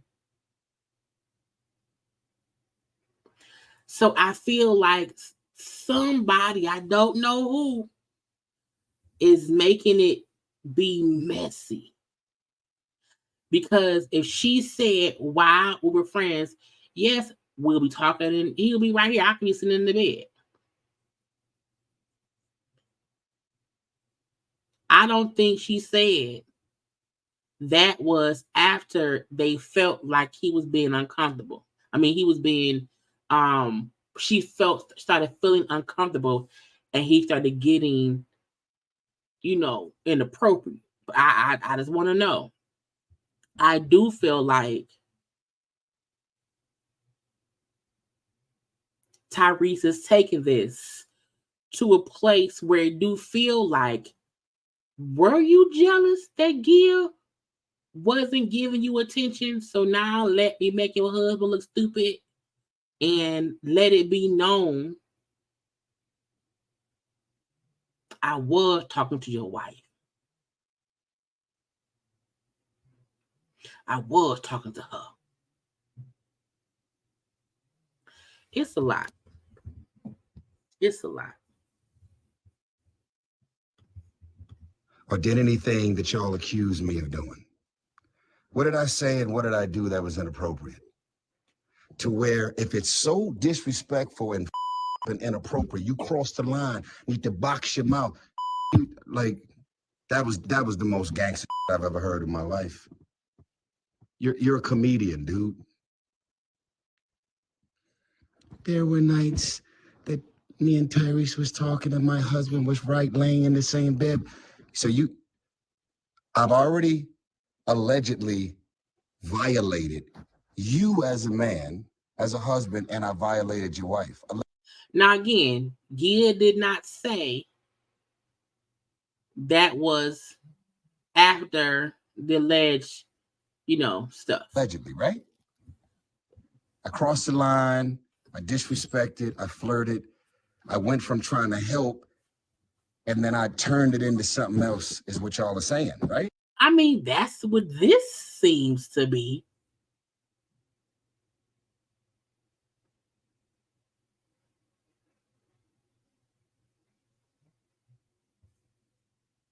This, to me, this is what Gia could have meant. Because how he's talking now feels like, how dare you, not see things my way? How dare you imply I was inappropriate? How dare you and your punk ass husband? Shannon, hi friend. He was trying to tell Gia, I got the plug for the Coca-Cola. Yes, again, I feel like, yes, thank you, Wanda. They were saying when Gia and Envy was talking, they talked about a lot of things that happened before he got inappropriate. They were saying we were friendly. He did help us. We did have phone conversations. We know, and I think that was Gia's point, that they had a friendship. We all had a friendship, and we were all so friendly. I would be talking to him on the phone, and Envy was right there. We were sitting in the bed. She was explaining the friendship. That's what I got from it.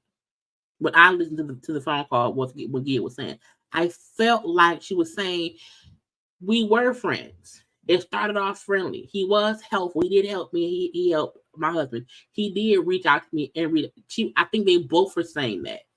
And they were saying after that, he got more demanding. The same way these calls are getting more disrespectful. How the fuck are we still in touch 5-6 years after God used me to step in and do what I did? It ain't adding up, bro. And y'all ain't got no responsibility to me. Y'all ain't got nothing to do with me. But you want them to be responsible for helping you save your marriage, though. Wasn't that your first point? I am not in business with y'all. We have no friendship and no relationship where y'all would have to say, he crossed the line, he flirted with you, he disrespected you, he said this and he said that. But don't worry about it. We're not going to say nothing to him about it. We're not going to confront him about it. I'm not going to have my husband to call him and, nigga, what the fuck you talking to my wife and coming up and saying this? You know why you never said anything to Charlamagne about me flirting or disrespecting allegedly? Because it never happened.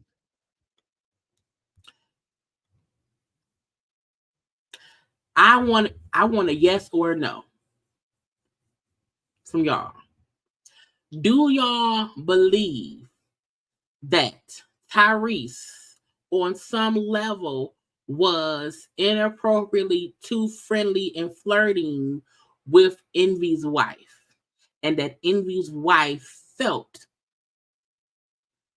like he crossed the line, and she told her husband, and they just chose to cut him off because, as we see, they wasn't that close? Or do anybody believe Envy and them lied?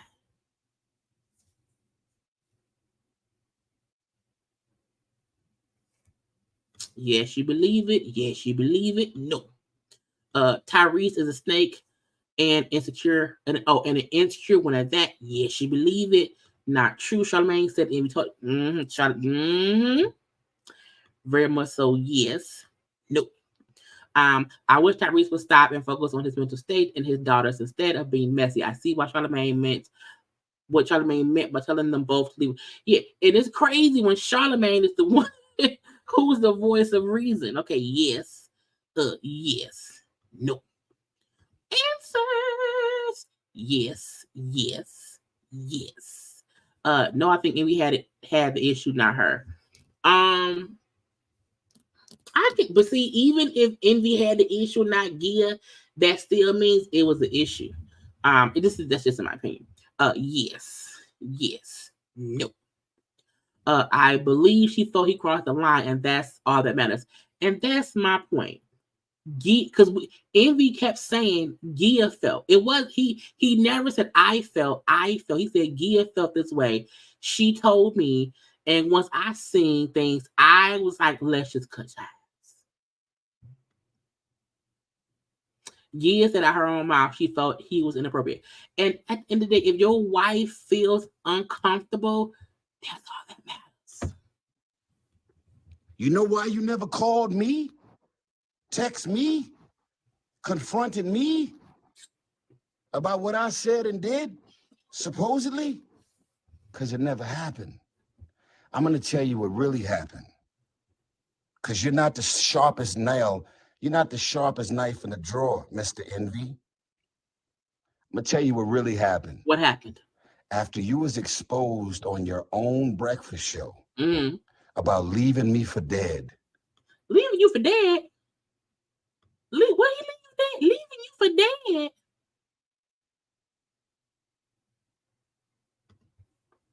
Not calling, not checking on me. You and your wife could have flew to Atlanta. Your wife could have pulled my wife to the side. And didn't he just say they don't owe him nothing? Didn't he just say y'all don't owe me? Nah, they had to fly to Atlanta to fix you and your girl. You could have pulled me to the side, and y'all could have attempted, keyword, attempted to step in and help us when my world and my marriage and my shit was crashing and burning. I can't believe he's still talking about that damn marriage. The choice you made was to make a mockery and laugh at my shit while it was all going down. And that wasn't a choice that I made towards you. And then when you got confronted about it on your show, you grab some rain out of the sky and say, I crossed the line, I disrespected, I overstepped, I violated. And yet we're still on text chains for the last 5-6 years. Now, y'all know we looked at them text chains and wasn't none of that. And even on the radio show, Envy, Tyrese, and Charlamagne said Envy had not been responding to nothing.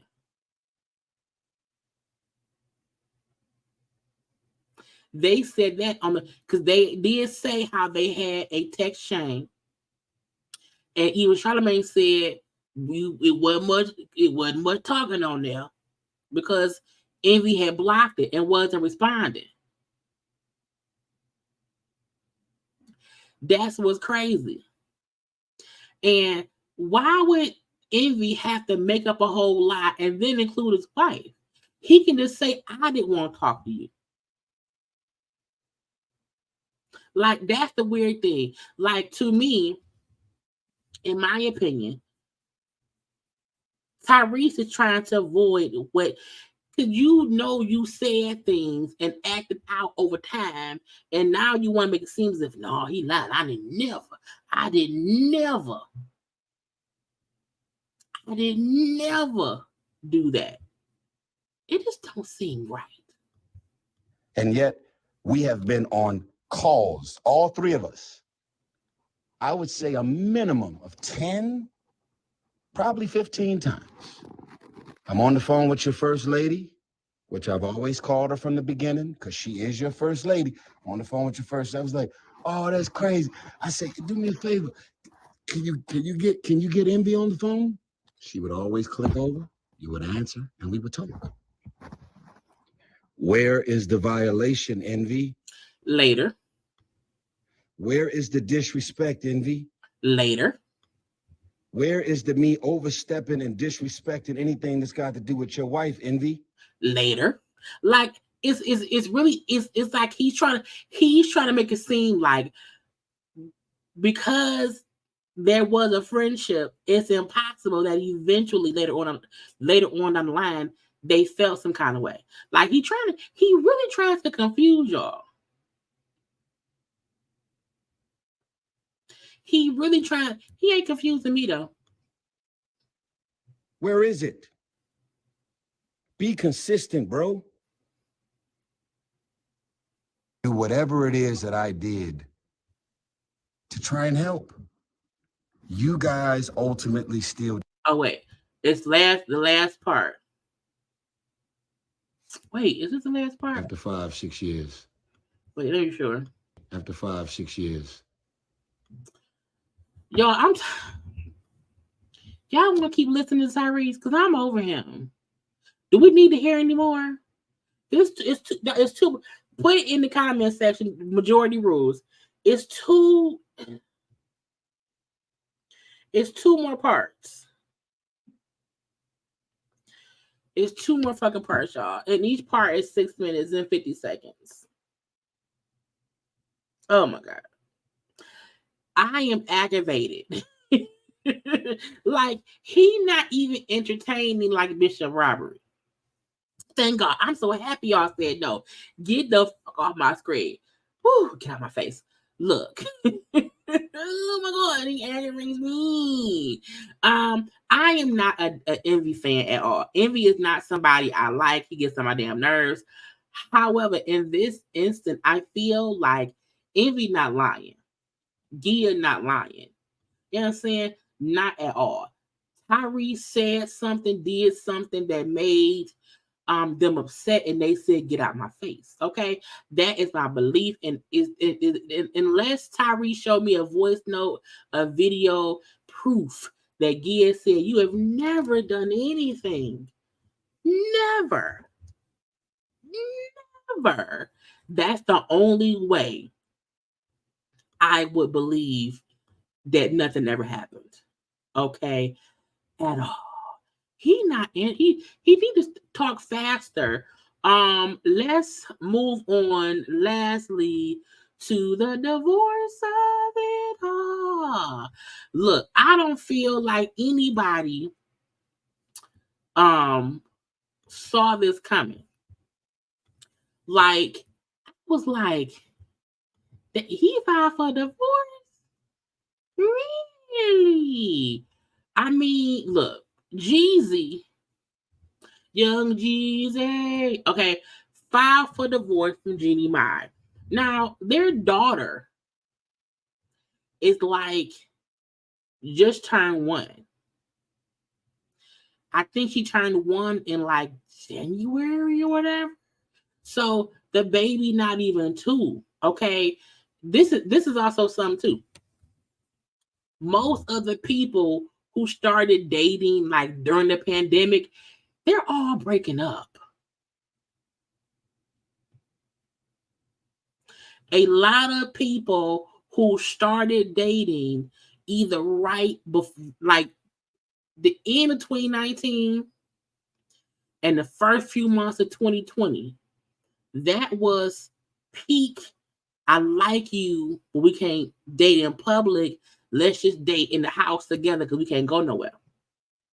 And they started publicly dating in 2019. That's back when they were still on The Real.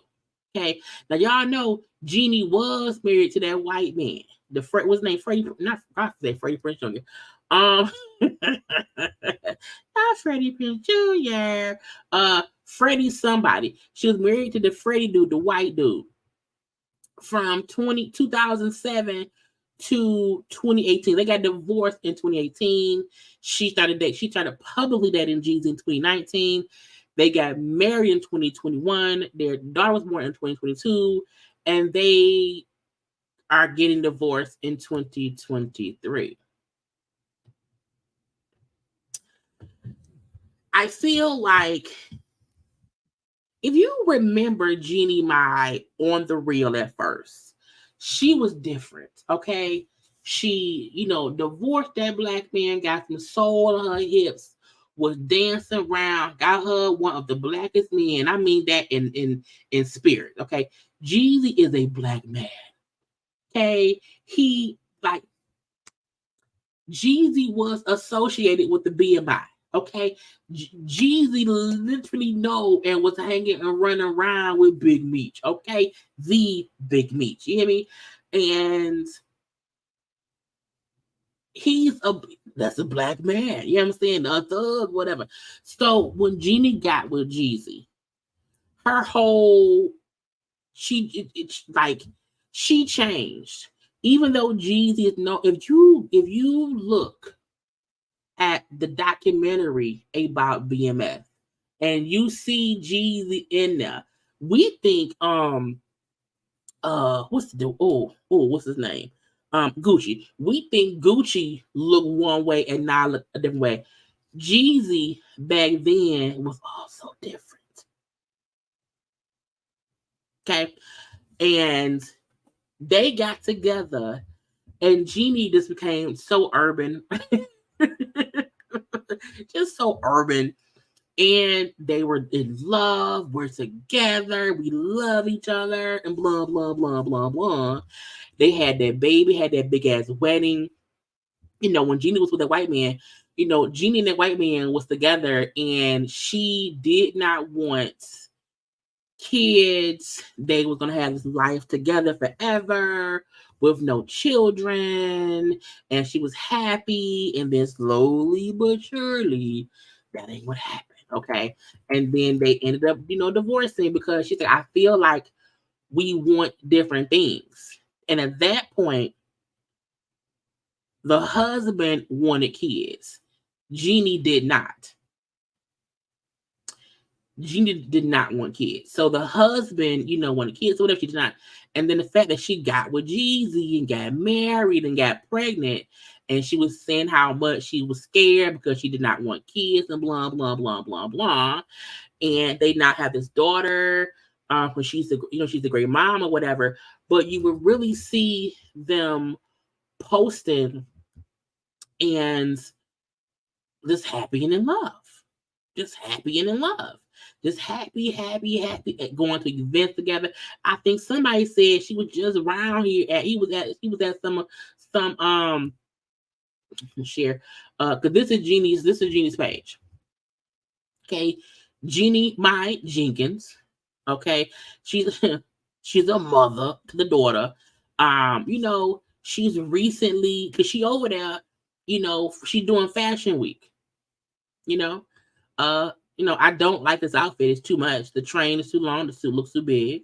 If the suit was more fitted, I would love it. But it swallows her up. Is she pregnant? I'm not gonna do that. The suit swallows her up for some reason. I don't like it. But she's out here. I love this. I love this. This I can do. This is cute. But again, Jeannie got with Jeezy and became real urban. And, you know, but got with Jeezy and then said, I want a baby. A baby I want, okay? And, you know, she's just around here, you know, thugging it on out, doing prison poses, squatting. White people don't squat, white or Asian. They don't be squatting in pictures. I'm just saying, they don't be squatting in pictures. She has some beautiful pictures though, y'all. This is beautiful. Okay, beautiful. And if you notice, you know, recently, you know, she's just been at home chilling. That's their daughter. That's the daughter. That's baby Jeezy, Jeannie Jeezy, or whatever. Okay, round here with other family members or whatever, because it's laundry day. I'm just saying, if you go to her social media, you know what I'm saying? A little adorable little girl. Adorable. Okay. And you're scrolling and scrolling and scrolling and boom. Okay. This is from 12 weeks ago, back in June. Okay. Back in June, never too much with the Jenkins. Okay. Happy Father's Day. So we see Jeezy out there having a good time for Father's Day at the house, at the Jenkins house, because they built that house. They built that house during the pandemic. They had the wedding at the house. Okay. So at least 12 weeks ago, back in June, you know, celebrating Father's Day together, it was a good time. A good Jeezy and the, you know, first thing I woke up to this Father's Day was my husband making breakfast for our kids. Happy Father's Day to the man who protects us, provides for us, and whose first published book is already #1 bestseller on Amazon. Okay. Again, this back in June. Okay. Back in June. She promoting her husband's stuff. Back in June. Now again, she ain't put the shit between her and that man. This is a nice suit, y'all. I'm getting it. Let me follow Jeannie, because I don't follow her. Let me follow Jeannie for the fashion of it all. Because I like this suit, though. But you know, we see this from May. Baby, let's get lost.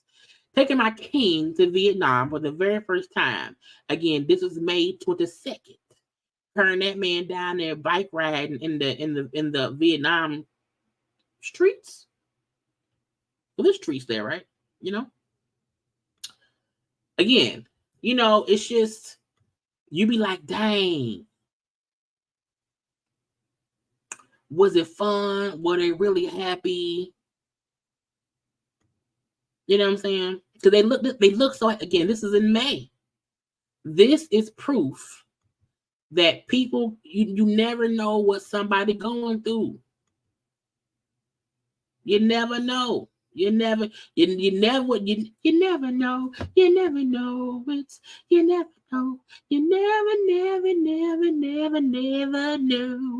No. You never. You know what I'm saying? I'm trying to find stuff. See, okay, when was this? This is February. You are my once in a lifetime person. Happy Valentine's Day, Mr. Jenkins. Again, you know, happy.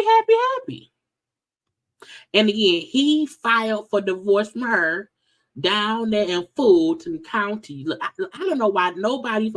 If you live in Atlanta, just move, because the minute something happens, they will snitch on you. Okay. Every time somebody gets divorced in Atlanta and they have to go down, and I'm back to, first of all, like here in Michigan, we have different counties. We have Wayne County, Oakland County, Genesee County. I'm like, why is everything always in Fulton County? Okay. Again, this is from January. Only you can bring Atlanta out, dress to the nines, and turn a symphony hall into a dance floor. The most grown and sexy date night of the year. A packed house full of your day ones. I've never felt a room more electric. The vibration off the walls from your fans rapping, every single word to an orchestra in tuxes, gowns that kicked off heels, blah, blah, blah, blah, blah. Okay, but again, singing that man's praises. So we see people and we think, you know what I'm saying, everything, they're a happy, happy couple. Young Jeezy. And we had no idea, you know, what was going on. Now, the thing about it is, they did have a prenup. You know what I'm saying? I feel like the reason they had one is because both of them had money. Like Jeannie wasn't broke. You know what I'm saying? Jeannie had, she had some money too. You know. And I think people wonder, well, was she more in love than he was? Because y'all know the person who loved the hardest has the least power sometimes. And because, just recently she was posting on her page, supporting his book that he did. Let's see, again, on September 6th, this post with her and the daughter, and they're, congratulating him on the book he has. And, it was edited, I don't know what's before, but it said, today I celebrate a remarkable milestone achieved by my husband, Jeezy, whose memoir, Adversity for Sale, has soared to the number one, blah, blah, blah, blah, blah. She says how great it is, blah, blah, blah, blah, blah. And I'm endlessly grateful for your voice in this world. Honored to walk beside you, my love. That was just on the 6th.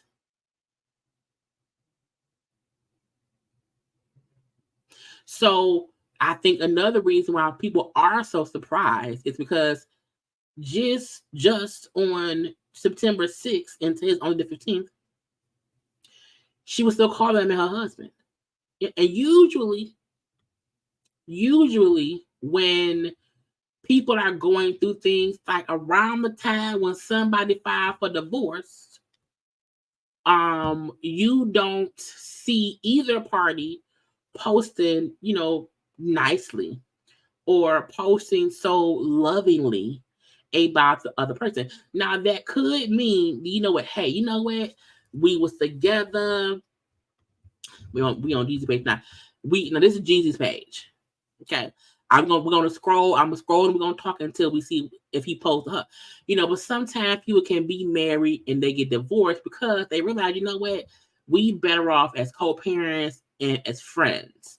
It doesn't always mean they hate each other, but I do feel like when news comes out that you filed for divorce, it comes like, wait, what? Like if the couple don't come, and maybe tomorrow they'll put out a joint statement saying blah blah blah blah blah.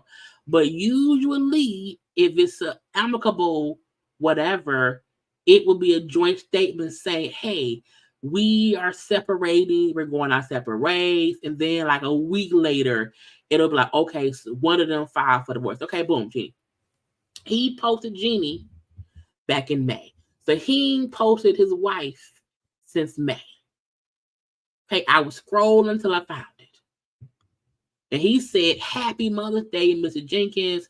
We couldn't keep it together without you. You are the queen, the glue queen. Thank you for making us a family." And she replied back and saying, "And you, darling, gave me the gift of motherhood." And that was from May 14th. But he ain't posted that lady at all since May. And posted her in May and then in February. "Happy Valentine's Day to the love of my life and the life of my love. Everything's better with you, Mrs. Jenkins." And then she said, "And to think, we're just getting started too." That was 30 weeks ago. Like, and that was edited. So we don't, again, when you see edited right here, that means they edited at some point in time. We don't know when. It don't mean it was edited now. It could have been edited 30 weeks ago. We don't know. Okay. However, what we do know is he filed for divorce. You know, we can see if and when. You know, so, and this is from October 2022. Okay. Them together and whatnot. It's just, child. Oh, that's it. He ain't even got that many posts.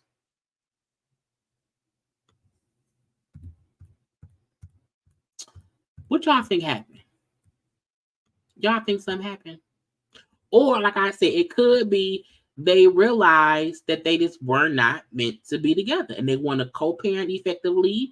They do not want to grow old and be fussing and fighting together. And so they just chose, you know what, we're going to get divorced.